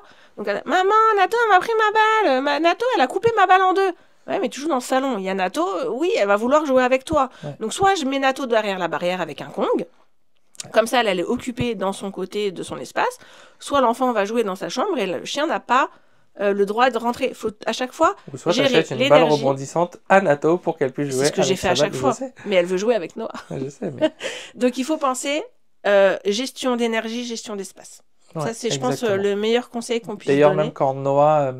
tu sais, il était tout bébé et il commence à peine à marcher à quatre pattes ou à s'asseoir. Mais tu sais, on était encore en appart à ce moment-là et on avait fait une grande barrière pour séparer la chambre pour que les chiens aient un passage et que lui, il est quand même ce petit espace où lui, il peut commencer à s'exprimer marcher. En tant qu'enfant. Exactement. Donc, il faut toujours essayer de faire un peu de la gestion d'environnement et de la gestion d'environnement et de la gestion d'énergie. Exactement. Alors, après l'arrivée concrète du chien ou de l'enfant dans le quotidien, comment ça se passe ? Évidemment, il faut installer, comme je disais, une harmonie, dans le sens où chacun doit avoir sa place, chacun doit avoir le droit d'exister en tant que lui-même. Et ça peut paraître bête de dire comme ça, mais je pense que c'est hyper important. Donc, il y a l'adaptation à la nouvelle routine aussi, parce que finalement, comment on gère, tu vois, ce manque de temps ? Le manque de temps... pour les activités du chien, par exemple, après l'arrivée d'un bébé, t'as plus forcément le temps d'aller... faire les 3 balades par jour, faire les 3-4 balades, l'agility le week-end. Tu sais, après, l'enfant, il prend de plus en plus de place, finalement, dans ta vie. Je pense que quand même, il faut toujours essayer de te garder un moment où tu vas pas faire une activité... par exemple... Si tu fais de l'agility le week-end, ça peut être bien d'emmener ton chien, ton enfant, pour qu'il voit cette activité. Nous, par exemple, on fait pas d'agility, mais tous les week-ends, on va au bois pour sortir les chiens. Les gamins, ils prennent 3 bâtons.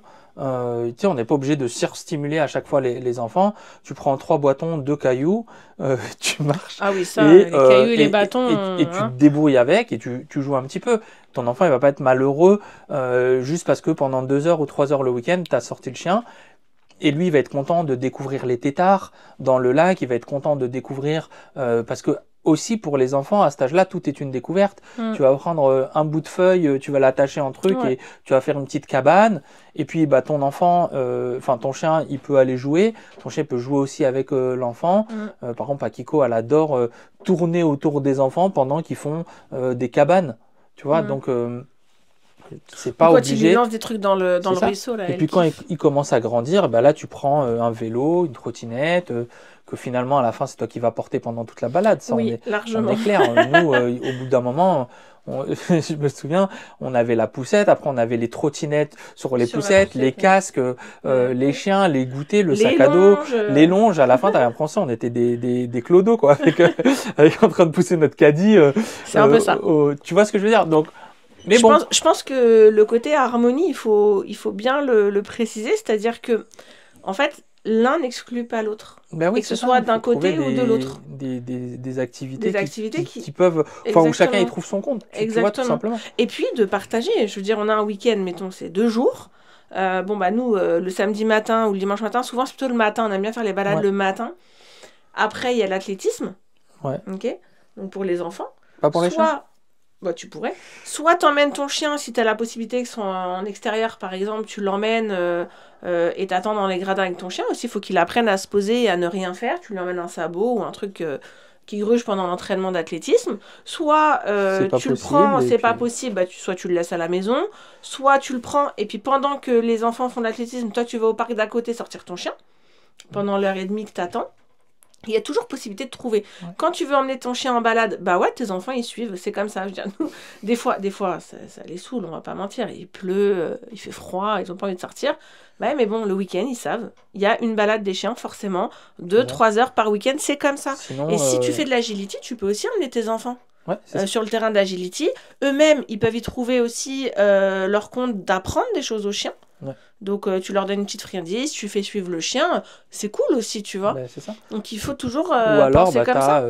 T'as quelqu'un de la famille, la grand-mère qui vient garder les enfants le samedi matin pendant que. Sinon, il n'y a que un des deux parents qui va sortir ce week-end, c'est moi qui sors les chiens. Le week-end prochain, c'est toi qui sors les chiens. Ouais. Et comme ça, ça peut être aussi un roulement comme ça. Mais il y a je pense toujours qu'il faut moyen habituer de s'adapter. Je pense qu'il faut toujours habituer aussi les enfants à notre vie. On a changé beaucoup de choses par rapport aux enfants. On a changé beaucoup de choses par rapport aux chiens. Mais il faut aussi que le chien s'adapte aux enfants et que l'enfant s'adapte au chien. Notre famille, c'est des enfants avec des chiens. C'est marche ou crève. Non, mais à un moment donné, comme les gens qui nous disent, par exemple, ah bon, parce que là, on va partir, comme vous le savez, pour la plupart, en road trip pendant 1 an. Et les gens me disent, mais tu prends tes chiens ? Ben oui. Ouais, alors, on prend la route spécialement pour pouvoir les prendre. En plus, la route, c'est quand même le plus adapté à eux. On a essayé de construire le voyage aussi pour les chiens et par rapport à eux, parce qu'il y a plein d'endroits où ce serait beaucoup plus simple sans eux. Il y a, par exemple, au début, quand on pensait au road trip, on voulait faire la panaméricaine et aller en Amérique du Sud. Ouais. Et en fait, on s'est dit, les chiens Akiko et Kuma, ils commencent à avoir de l'âge. Donc moi, je ne me voyais pas leur faire prendre 13 heures de vol à Akiko et Kuma, même s'ils sont déjà habitués un peu à la caisse de transport. Non, mais 1 heure ou 2 d'avion, c'est pas grave, mais 13 heures d'avion, on ne se sentait pas. Donc, on a adapté notre voyage. En Afrique, on s'est dit, les enfants, les animaux sauvages, lâcher les chiens, bof. Ça peut être compliqué. Ouais, ça peut être compliqué parce que au détour d'un endroit, on va aller faire un petit bivouac dans un endroit et tout. On se dit, ah ok, c'est safe et tout. Akiko, elle va aller dans la rivière. C'est ça. Soit ton chien, il va aller courir après un lémurien, soit il va se faire éclater par une hyène. T'as pas envie. Ou du coup, on s'est dit, tiens, on va faire la route de la soie en allant jusqu'au Japon. Là, c'est plutôt des grandes steppes, c'est plutôt assez... Plus adapté aux chiens. C'est ça, et puis nous, comme on voulait aller pendant assez longtemps en voyage, on ne prend pas l'avion. Ça aurait été quelque part aussi plus simple de prendre l'avion sans les chiens et tout ça. Mais nous, on voulait absolument prendre les chiens, et c'est pour ça qu'on a décidé d'avoir ce mode de transport. Déjà, on aime bien, mais en plus, pour pouvoir prendre les chiens. Bien sûr. Que sinon... Donc, à un moment donné, non, on prend nos chiens et on prend nos enfants, donc on prend nos chiens. Et il faut aussi que les enfants, de temps en temps, ils se disent... sûrement que ça doit les saouler. Tu sais, peut-être, je les vois bien, tu sais, adultes. Oh là là, maman et papa, ils m'ont un peu saoulé avec les chiens, toujours les chiens, toujours les chiens. Puis les chiens, s'ils pouvaient parler, ils diraient toujours les enfants, les enfants. Ouais, à un moment donné, c'est aussi... La vie, c'est fait de compromis. Quand on est plusieurs à vivre ensemble, il faut faire des compromis. Donc, Et puis, nos enfants connaissent rien d'autre, donc finalement, ils sont pas frustrés. Non, mais c'est vrai. Tu vois, je sais plus avec qui je parlais, un parent, je sais plus, et puis il me dit, tu vois, les faire marcher, les faire sortir, je sais pas, ils vont jamais vouloir faire une balade. Je dis, nous, les nôtres, ils sont obligés, en fait. Ils font des 4 km par week-end ou 5 km par week-end. En vrai, maintenant, ils ont amadoué ma mère, et du coup, souvent, ma mère les garde quand il fait vraiment trop froid, elle les garde.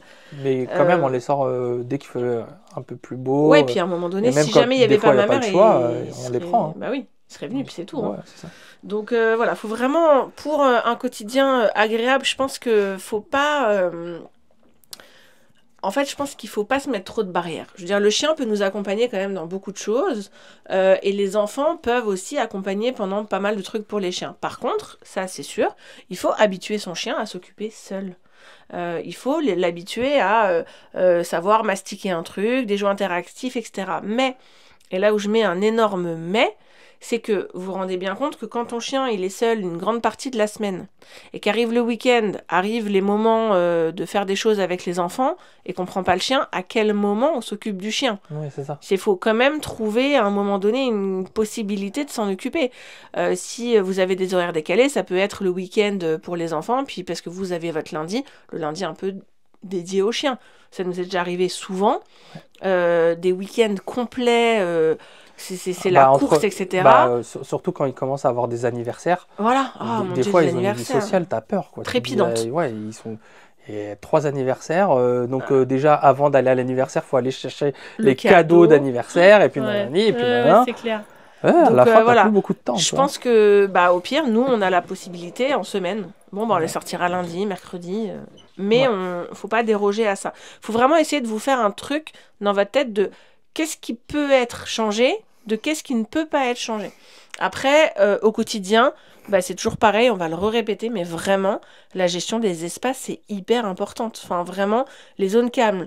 Éviter la réactivité liée à la fatigue, parce que, comme disait Abdel tout à l'heure, quand il y a la fatigue aussi au niveau du chien qui n'arrive pas à se poser parce que les enfants sont partout, à quel moment, tu vois, harcelant. C'est-à-dire qu'il n'y a pas d'endroit de retrait, il ne peut pas se reposer. Quand on ne peut pas se reposer, moi-même, je pète un plomb. Donc le chien va péter un plomb. En vrai, moi je le dis, mais il y a des parents qui éduquent mal leurs enfants. Ouais, clairement. Les gamins, clairement. les enfants, ils ont aucune autorité. Enfin, les parents ont aucune autorité. Oui. Moi, j'ai un peu ce biais-là où j'ai tendance à souvent dire oui et tout. Heureusement que Margot, elle est un peu plus stricte et tout, mais Papa souvent dit oui. tu vas dire non à ton enfant, et puis après l'enfant l'écoute pas. Et puis il y a aucune conséquence. Ouais. Alors moi, j'étais dans une famille où c'était un peu plus freestyle et tout ça, mais j'ai pris le pas avec Margot. Du coup, je fais attention, mais effectivement, quand tu dis non à ton enfant, c'est non. Il n'y a pas de pleurs si tu veux, c'est non. Et puis en plus, moi je le dis clairement, hein. Bah, tu sais qu'il peut te mordre. Donc là, si tu continues ça, il va te mordre. Exactement. Et en plus, je le punirai pas. Et là, au début, les enfants étaient là, what? Ouais, exactement, bah, c'est non, vrai. Je vais pas le punir puisque c'est toi qui as cherché. Exactement. Je t'ai dit de pas le faire. Je t'ai dit que là, dans cette situation-là, il pourrait te mordre. Tu continues. Alors donc, tu cherches à te faire mordre. Donc... Et tu sais, au début, les enfants, tu vois, même des fois, les enfants qui viennent, les copains de Noah ou quoi, je fais hyper attention. Mais des fois, je leur dis, bah là, il pourrait te mordre. Non, tu ne le caresses pas à travers la barrière. Je veux dire, à un moment donné, il faut dire les mots. Tu vois, il y a aussi le jour où c'était très difficile pour moi, mais où Kuma a envoyé les dents à Noah. Tu sais, il a grogné, il lui a envoyé les dents. On la raconte souvent, cette anecdote, mais c'est important parce que ça peut arriver à n'importe qui. Si vous avez des problèmes d'agressivité, un chien qui fait de la protection de ressources, bon ça on va en reparler plus tard, faut consulter. Là, c'est dans le cadre d'un chien qui n'a pas de problème d'agressivité avec l'enfant de façon générale. Noah commençait à marcher. Commençait à se tenir aux objets pour marcher debout. Ouais, il n'arrivait pas à marcher tout seul, donc il fallait qu'il se tienne. Puis il tombait souvent. Et là, il se tient à notre lit, et Kuma était couché au pied du lit. Et en fait, tu vois, c'est des moments où, en fait, on dit toujours ne jamais laisser un enfant sans surveillance avec un chien. Il n'était pas sans surveillance, mais on n'a pas assez anticipé la différence d'espace, la différence de, tu vois, pas l'écartement, la distance. Ouais. Et donc, Noah commence à s'agripper au lit, et nous, comme des parents, tu sais, oh, c'est trop mignon, il se met debout. Et là, il manque de tomber, donc il se rattrape au lit. Mais en fait, c'était la queue ou la patte, je sais plus. De Kuma. Mais lui, il dormait profondément, Kuma, tu vois. Et donc là, il s'est levé, il a fait... Et il a lancé les dents. Mais écoute, près du visage de Noah, sauf qu'il savait très bien ce qu'il faisait, et il ne l'a pas du tout touché. Donc Noah a hurlé de peur, évidemment. Il était tout petit, en plus, il avait quoi, 1 an, tout petit. Mon cœur s'est serré. C'est parce que, bah, une maman, quoi, voilà. Et en même temps, bah, ma casquette de maman de Kuma aussi. Non, bah oui, mais là, il l'a réveillé, et, tu vois, il l'a surpris, en fait, en lui tirant le truc. Bah, ouais, c'est ça. Personne n'a fait exprès dans l'histoire. Et pourquoi tu as besoin d'avoir un chien équilibré? C'est parce que dans ce cas-là, il n'a pas défiguré l'enfant. Parce qu'il n'y a pas un historique de j'ai été poussé à bout, comme disait Abdel tout à l'heure, poussé. Est-ce que du coup, tu peux nous parler des types de supervision? Ouais, de surveillance. De surveillance, je dirais. On dit que on ne doit jamais laisser un enfant sans surveillance avec un chien. Je valide à 100%, à 1000%, à 1 million %. Donc, qu'est-ce que tu veux dire par là Mais en vrai. Est-ce que tu aurais des exemples? Ouais. Bah, par exemple, moi, je dirais que laisser dormir l'enfant et mettre le chien dans la même pièce que l'enfant pendant qu'il dorme, par exemple. Ouais, ça, c'est pas ouf. Ou, par exemple, toi, tu es fatigué, tu dors sur le canapé, l'enfant, il est dans le transat. Dans le transat, et puis le chien, il fait sa life autour. Bon, là, faut quand même... Et que le transat est par terre. À la hauteur du chien. Ouais. Bon, non, là, mets-le sur la table, par exemple. Alors, c'est interdit. C'est interdit. Il te le dit sur tous les transats, jamais sur une table. Bah, t'imagines, l'enfant, il bouge, il peut tomber de la table. Ouais, mais au moins, c'est pas de la faute du chien. Moi, c'est pas la faute du chien. Non, on parle du chien. Donc, ouais, non, il faut que quand... Tu vois que je fais bien de t'avoir comme femme. Sinon, j'aurais tué les enfants. Non, mais parce que il y a des grandes règles. Et ici, on n'est pas là pour toutes les enfreindre. Mais oui, on a déjà mis le transat sur la table. Oui, on l'a déjà mis sur le canapé.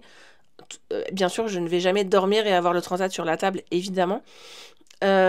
Mais pareil, les enfants sont parfois avec les chiens sans une surveillance accrue. Mais pour ça, commence pas quand t'as un nouveau-né. Tu connais pas les réactions de ton chien. Tu connais pas les réactions de ton enfant. Donc, il y a plusieurs types de surveillance. La surveillance, comme dit Abdel, tout le monde dort. Et le chien, en fait, il peut être en contact de l'enfant sans que personne ne s'en rende compte. Ça, c'est à proscrire. Vraiment, red flag. Parce que tu ne pourras jamais savoir ce qui s'est passé. Et t'es pas à l'abri d'un accident. Après, tu as aussi la surveillance passive. Tu sais, le moment où tu es sur ton téléphone ou sur ton ordinateur et tu sais, les enfants jouent à côté, mais toi, tu es dans la même pièce, mais t'es pas vraiment avec eux. Ça arrive même que la surveillance passive, souvent, tu sais, toi, tu es en train de faire la cuisine ou tu es en train de faire comme ça, quelque chose, tu sais que l'enfant, il est là et tu sais, genre, à l'oreille, comme ça, tu l'entends. Ouais. Tu l'entends. Comme un bruit de fond, un peu. Exactement. Et même des fois, quand tu ne l'entends plus, c'est là où ça là, t'as un truc, tu dis quoi? Qu'est-ce qui se passe? Pourquoi je l'entends plus celui-là et tout? C'est ça à peu près la surveillance passive. Donc, ça. Bah ça, il faut faire attention. Vraiment, c'est en orange parce que finalement, regardez, vous êtes en train de cuisiner, en train de, je sais pas, être sur votre téléphone, en train d'écrire un mail, peu importe. Et là, en fait, l'enfant, ça se trouve, il est en train d'aller dans le safe spot du chien. Ouais, c'est ça. Et donc là, le chien, peut-être, si jamais il n'a pas l'habitude de grogner, vous l'entendez pas. Et en fait, là peut arriver un accident. Donc, gros orange. Avoir, soit une gestion de l'environnement, soit une... et d'autant plus... Une supervision active. Pour des chiens qui sont plus gros que pour des petits chiens. Parce que dans tous les cas, une morsure, ça fait mal, c'est horrible et tout ça. Mais des fois, un même chien, pour la même morsure, la même intention, la même force... Mais si ton chien c'est un Rottweiler et si ton chien c'est un Spitz, ben en vrai c'est pas les mêmes dégâts. Donc oui, il y en a un il va mettre 4 petits crocs, mais l'autre comme la mâchoire est pas la même, ben il va faire 3 fois plus de dégâts et des dégâts beaucoup plus dangereux. Donc faut quand même surveiller les petits chiens. Aussi de ton chien. Ouais. Aussi et aussi de la confiance que tu as en ton chien parce que nous sur nos 3 chiens, évidemment on fait tout le temps attention. Mais quand même, de façon générale, Nato, on a beaucoup plus de confiance en elle parce qu'elle a tendance à plus s'éloigner, à plus ce truc que Kuma qui, lui, va souvent plus aboyer ou lancer les dents. Ou prendre sur lui jusqu'au moment où... Exactement. Et puis, il faut savoir quand vous allez avoir un enfant ou quand vous allez avoir un chien, vous ne connaissez pas l'enfant et vous ne connaissez pas votre chien avec l'enfant ou alors même vous ne connaissez pas votre chiot. Comment il va réagir ou comment il va grandir. Donc en fait, là, nous, on a quand même 7 ans de passif derrière nous. Donc on peut quand même connaître mieux les situations. Par exemple, on sait que le soir, il y a certains moments où je sais que Kuma, ça peut le stresser. Donc là, gestion d'environnement, on met des barrières. On sait que Kuma ne va pas réussir à se stresser, à se détendre. Il va être stressé. Les enfants ont besoin de décharger après leur journée d'école. Abdel est en train de faire à manger et moi, je fais les devoirs, par exemple, avec Noah. Il y a un moment donné, je suis désolée, je peux pas avoir une supervision active comme il faudrait. Là, qu'est-ce qu'on fait? On met des barrières. Ou on les met dans le jardin. Ou en tout cas, on gère l'environnement. Souvent, ce qu'on peut faire, c'est aussi leur donner un jouet d'occupation mentale ou lancer plein de friandises dans le jardin. Et puis comme ça, ils ont il faut gérer. chose à faire et tout ça. Mais... à un moment donné, on n'est pas surhomme, on n'a pas des yeux derrière la tête. On ne pourra pas gérer s'il y a un problème. Il y a quelques petits moments dans la journée où on sait qu'il y a un pic d'activité où on n'est pas capable. Un risque accru. Ouais, et que là, on ne peut pas avoir une surveillance active. C'est-à-dire qu'on fait attention à la situation et là, on doit faire un peu de gestion. Comme le cas quand ils invitent des amis. Par exemple. Moi, je suis incapable de gérer 4 enfants, 5 enfants, 8 enfants non-stop avec mes 3 chiens. Les possibilités sont trop grandes. Ouais, il y a trop de paramètres. Donc, on confie souvent, la dernière fois, à l'anniversaire de Noah, on avait confié Kuma, parce que lui, c'était le plus problématique, avec les enfants, difficile. Donc lui, carrément, on voulait même pas qu'il soit dans la même maison, c'était trop compliqué. Et Akiko et Nato, on a géré avec des barrières, parfois en laissant sous surveillance active avec nous. Donc voilà, c'est beaucoup de gestion. Après, il y a aussi autre chose, c'est le côté réactif. Là où il faut faire vraiment attention, c'est ce qu'on disait aussi tout à l'heure, c'est votre contagion émotionnelle. C'est-à-dire que l'enfant va s'approcher du chien et là, non, reviens là, le chien, il s'est rien passé. Mais la peur de ce qui se passe quelque chose va nous faire tellement réagir que là, le chien peut prendre peur et c'est là où il peut arriver un accident. Ouais. Et puis en plus, le conditionnement, super quoi. Voilà. Ça. Donc ça, faut faire attention. Pareil avec un chien qui s'approche de l'enfant qui est en train de jouer. Non, va à ta place. Tranquille. Ouais, Okay. Donc ça peut être vraiment dangereux. Oui, tu es plus dans l'émotionnel, dans la réaction, plutôt que dans la préparation ou dans la gestion. Et puis, genre, mets une barrière. Mets-le derrière dans une autre pièce, etc. Faut pas que ce soit punitif. Mais c'est largement possible de trouver une possibilité de le faire de façon sympa. Surtout si tu as bien préparé, comme on a dit, en amont. D'ailleurs, préparer le safe spot, c'est aussi préparer le chien à être derrière des barrières. Ouais, finalement, ça fait partie aussi. Qu'il apprenne à s'occuper seul, c'est toujours, les espaces. Pareil. Toujours gérer l'énergie, gérer l'espace. Et puis, avoir toujours une vraie écoute, attention et supervision. On a un gros problème dans nos sociétés aujourd'hui que n'avaient pas nos parents, c'est nos téléphones. Ouais. C'est-à-dire qu'on peut très facilement se dire, voilà, l'enfant est à côté de moi. Moment d'inattention. De décrochage. Ouais, c'est-à-dire qu'on va sur... Non, là, t'es vraiment 100% avec ton enfant. Par exemple, moi, je faisais beaucoup, tu sais, le tapis d'éveil. Et Nato, elle était tout le temps avec nous. Tout le temps. Elle se couchait sur le tapis d'éveil. Alors, elle n'avait pas le droit d'y aller quand il n'y avait pas l'enfant. Mais quand il y avait l'enfant, je voulais quand même une complicité. Donc, je laissais faire. Mais là, je n'étais pas sur mon téléphone. Là, j'étais pas sur ailleurs que sur ce qui se passe entre les deux. Je veux dire, Nato voulait lui lécher la bouche systématiquement. Donc, non. Mais pas de façon négative, etc. Donc ça, c'est important d'avoir une vraie concentration là-dessus. Et c'est comme ça que ça se passe bien. Après, on va pas mentir que la cohabitation chien-enfant, c'est aussi et surtout du bon sens et surtout du feeling. C'est-à-dire que il faut pas non plus sur-réagir à tout, mais il faut pas non plus être inconscient. Si tu vois que ton chien il commence à faire un peu de prédation sur ton enfant quand il bouge et que ton chien il commence à lui courir après ou avoir ce genre de comportement, là pareil, ça va pas se régler tout seul, faut se faire aider. Et aussi il y a aussi la prévention un peu des accidents tu sais un peu bêtes qui sont tu sais le fait de, tu vois des trucs par exemple sur Instagram ou sur Internet et toi tu vas faire de l'AD par exemple, mettre ton enfant sur le chien pour prendre une photo alors que tu lis mal ton chien, tu vois pas qu'il est mal à l'aise. Il y a des chiens qui vont super bien le vivre, le supporter. Ou prendre beaucoup sur eux. Et il y en a d'autres, tu vas voir qu'ils vont commencer à se lécher les babines, se détourner le regard et tout ça. Tout ça pour avoir une photo ou un truc comme ça ou genre c'est Noël, on passe un bon moment, tiens je mets l'enfant sur le chien. Non, évite de faire ce genre de choses. Forcer les câlins. Souvent on voit les enfants qui aiment le chien et tout ça. Puis là ils vont prendre le chien par le cou, le forcer ou toi tu vas dire non, mets-toi à côté. Des fois Nina elle a tendance tu sais à vouloir avoir une proximité forte. Je sais. Donc c'est pour ça que nous on essaye toujours de cadrer et lui dire non ça tu peux pas faire et tout ça. Et tu peux aussi orienter les interactions de ton enfant. C'est-à-dire que tu peux par exemple lui donner des friandises pour qu'il les donne au chien. Et là, le chien, il va associer ton enfant à quelque chose d'agréable, à des bons moments. Donc, vous ne laissez pas non plus trop influencer parce que vous pouvez voir sur les réseaux sociaux. Parce que des fois, il y a des comportements.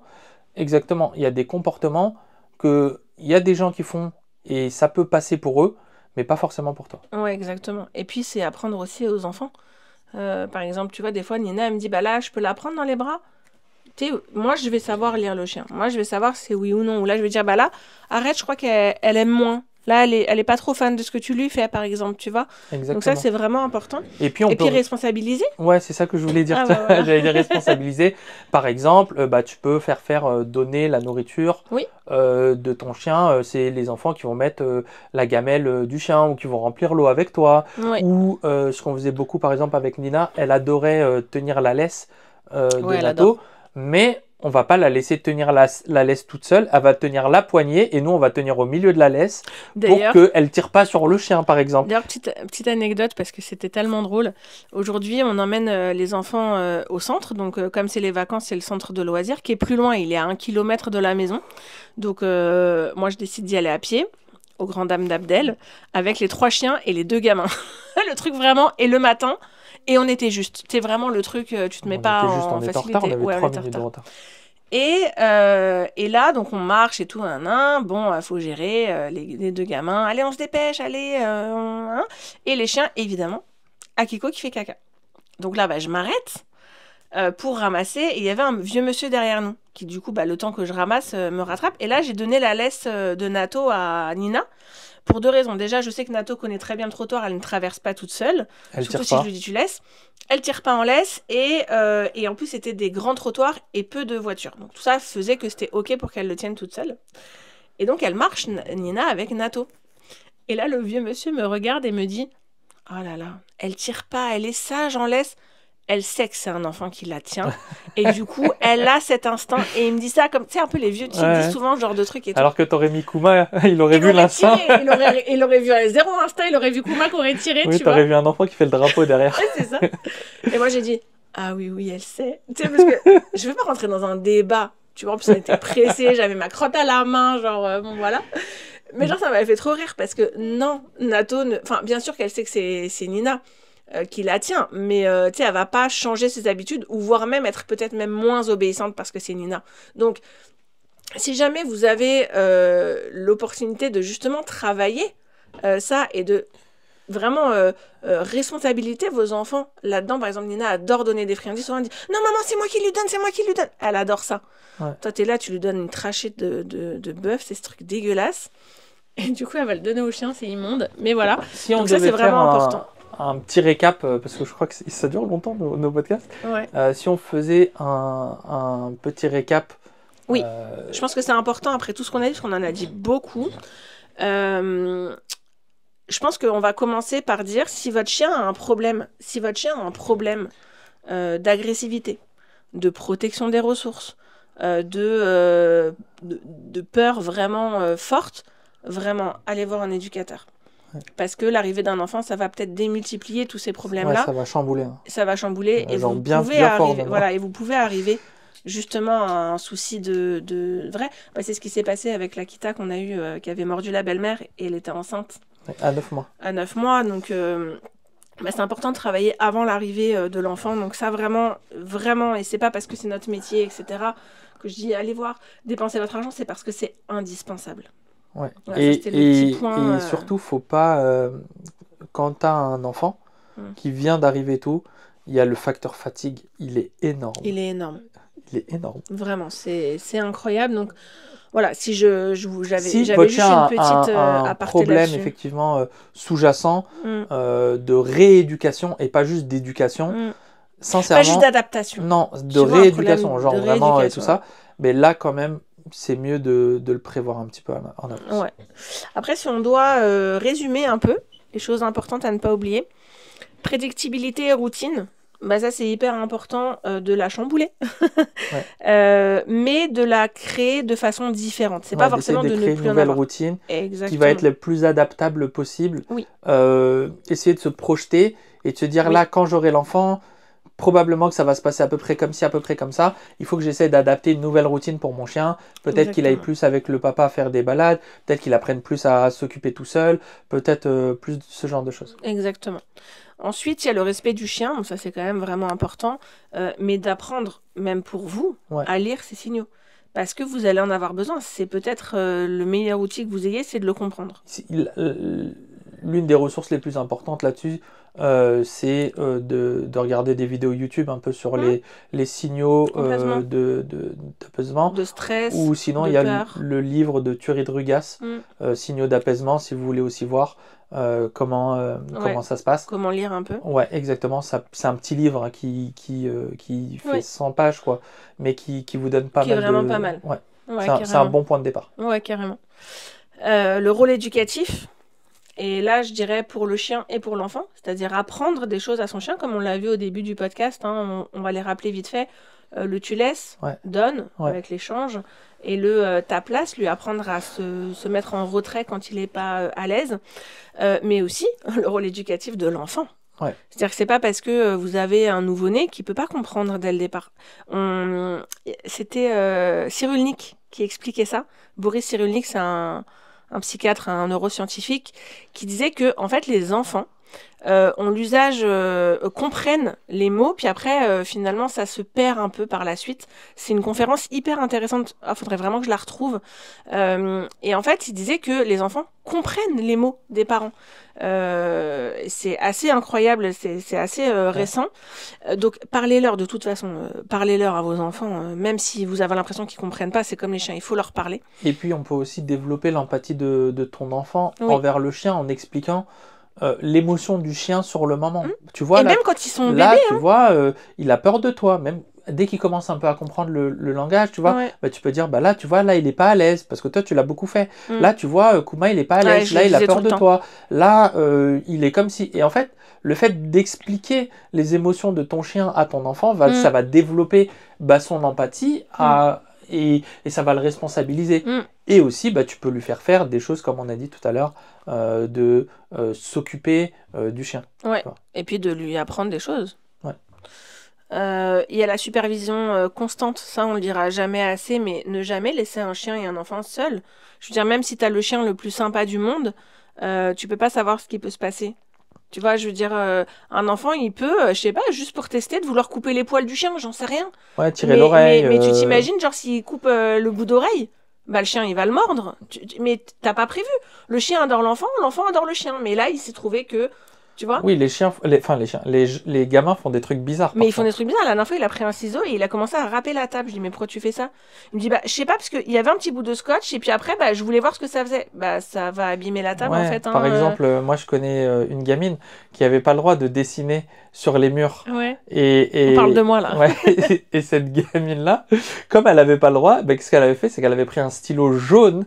Un crayon de couleur. Jaune, et elle dessinait dans le coin pour que ça soit le moins possible. Mais c'était pour pouvoir choisir mes petits essais. Malgré le fait que... Et un jour, qu'est-ce que j'ai fait? Oh, le truc horrible. Un jour, ma mère, elle m'appelle et elle me dit, Margot, qu'est-ce que t'as fait? Mais ça va pas et tout. Et mon père et ma mère m'ont vachement engueulé parce que j'avais coupé les moustaches du chat. Mais je leur ai dit, mais je vous jure, je lui ai jamais coupé les moustaches. Mais jamais j'aurais fait ça. Évidemment que non. En plus, c'était vraiment mon meilleur ami, genre. Et il me dit, mais si, le chat a les moustaches coupées, ça tombe pas du ciel et tout ça. Et vraiment, j'ai juré tout ce que je pouvais, je ne lui ai jamais coupé les moustaches. Et après, je me suis souvenu qu'en fait, j'avais pris les ciseaux de la cuisine et je sais plus, j'avais coupé un truc. Et lui, il était venu. Et les chats, quand ils reniflent quelque chose, ils mettent leur moustache un peu en parabole, là, comme ça. Ouais. Et ça leur permet de sentir, en fait. Et bref, je sais plus ce que j'ai voulu faire. Et genre, j'ai voulu comme jouer avec lui. Et tu sais, en ouvrant et fermant les ciseaux, c'est con. Mais bon, j'étais un enfant. Vers lui, tu sais, pour faire genre un peu, pour lui faire comme un peu peur, un peu rigoler et tout. Puis pour qu'il renifle. Et donc, en fait, lui... Tu lui avais coupé les trucs sans t'en rendre compte? Non, sans je m'étais pas rendu compte. En fait, comme il mettait ses moustaches en avant. Tu les as coupés sans faire exprès. C'est pour ça que t'avais pas l'intention de le faire et que tu savais pas. Mais n'empêche que je l'ai fait, tu comprends ce que je veux dire? Donc imagine si jamais j'avais voulu juste pour voir comme moi je coupe les cheveux des enfants, je coupe les ongles des enfants et les enfants vont dire tiens, moi aussi je vais couper les ongles du chien. Mauvaise idée. Donc non, toujours supervision d'un adulte. Les enfants ça fait des dingueries et les chiens aussi. Ça me donne une idée, une des bonnes règles aussi que tu peux faire du coup, c'est mettre des règles, un petit tableau avec une image en disant ça c'est ok, ça c'est pas ok. Oui. Par exemple, le chien dans son panier, tu trouves facilement ou tu génères facilement maintenant des images assez simples avec des IA. Et ben tu peux, je sais pas, faire un dessin assez simple. Le chien dans son panier avec le signe interdit, par exemple. Et là tu lui affiches le tableau. Les règles par rapport au chien en disant quand le chien est dans son tapis ou quand le chien est dans sa cage, interdit d'y aller. Et ça, c'est vraiment un repère visuel qui est vraiment puissant pour ton enfant. Mais il y en a en plus qui le font, tu sais, Sophia Hine, là, tu sais, qui fait avec le petit bulldog, c'est vachement bien fait. Donc ça peut être... Il y a Family Pose aussi qui fait des trucs super sympas. Ouais, c'est assez puissant hein, que comme le fait de visualiser la règle, de voir la situation, ton enfant, en fait, il va pouvoir l'intégrer beaucoup plus facilement. Et puis, s'y référer, tu le mets sur le frigo, tu le mets sur sa porte de chambre, j'en sais rien. Ouais. Et en fait, l'enfant, il a l'habitude après de voir, ah oui, non, ça, je dois pas faire. Ah oui, ça, c'est quand il a peur. Et en fait, c'est tout bête, mais ça peut changer la donne aussi. Ouais. Et puis, on le dira pareil, jamais assez. Encore mais une millième fois, mais... les barrières, quoi. La barrière physique. Gestion de l'environnement. Barrière bébé, parc. Ça, c'est pour gérer quand tu peux pas, tu peux pas gérer, justement. Ouais, parce que les choses les plus importantes à gérer, on va le redire, parce qu'il faut vraiment que ça rentre, c'est hyper important, c'est le niveau d'énergie et les espaces. Exactement. Voilà, je pense qu'on a fait un peu le tour, on a beaucoup parlé, mais en fait, c'est un sujet qui, à la fois, nous touche beaucoup, maintenant qu'on a des enfants, puis on a eu des chiens avant d'avoir des enfants. Donc, du coup, on sait aussi ce que c'est l'arrivée et le chamboulement d'avoir un enfant avec nos chiens. Quand ça se passe mal entre un enfant et un chien, c'est souvent le chien qui paye. Ouais, c'est le chien qui trinque toujours. Ouais. Donc, nous, comme on est aussi empathique là-dessus et que ça nous touche, ça nous est déjà arrivé de voir des situations où c'était problématique et tout ça, et on essaie de tout faire pour que ça se passe bien. Pour que ça se redise pas, ouais. Vraiment, ça nous tenait à cœur quand même, cet épisode. Et puis parfois, je vais pas conclure là-dessus parce que je trouve ça un peu triste, mais parfois, le replacement, ça peut aussi être une bonne chose sur un chien qui est paniqué des enfants. Du coup, tu conclus là-dessus quand même. Non, bah non, justement, j'allais y venir. Un chien qui est paniqué des enfants, oui, parfois, ou un chien qui peut être très agressif envers les enfants, oui, parfois, ou qui fait de la prédation, puisque le chien peut faire de la prédation sur les jeunes enfants. Oui, il y a des cas extrêmes où le replacement peut être nécessaire, mais sur ce que je voudrais dire en conclusion, c'est que souvent, c'est simplement apprendre à vivre ensemble. On est des personnes différentes, on a des attentes différentes, on a des besoins différents. C'est des compromis, mais surtout accepter l'autre comme il est. Un chien, c'est un chien. Un enfant, c'est un enfant. Un chien, ça a des besoins, un enfant, ça a des besoins. Faut essayer de matcher tout ça dans la plus grande harmonie possible, puis essayer d'avoir le plus d'empathie et de se mettre le plus possible à la place des autres. Et puis se faire aider au si besoin. Ouais. Bon, on va conclure conclure là-dessus. Cet épisode, comme d'habitude, partage, like et abonne-toi. À très bientôt.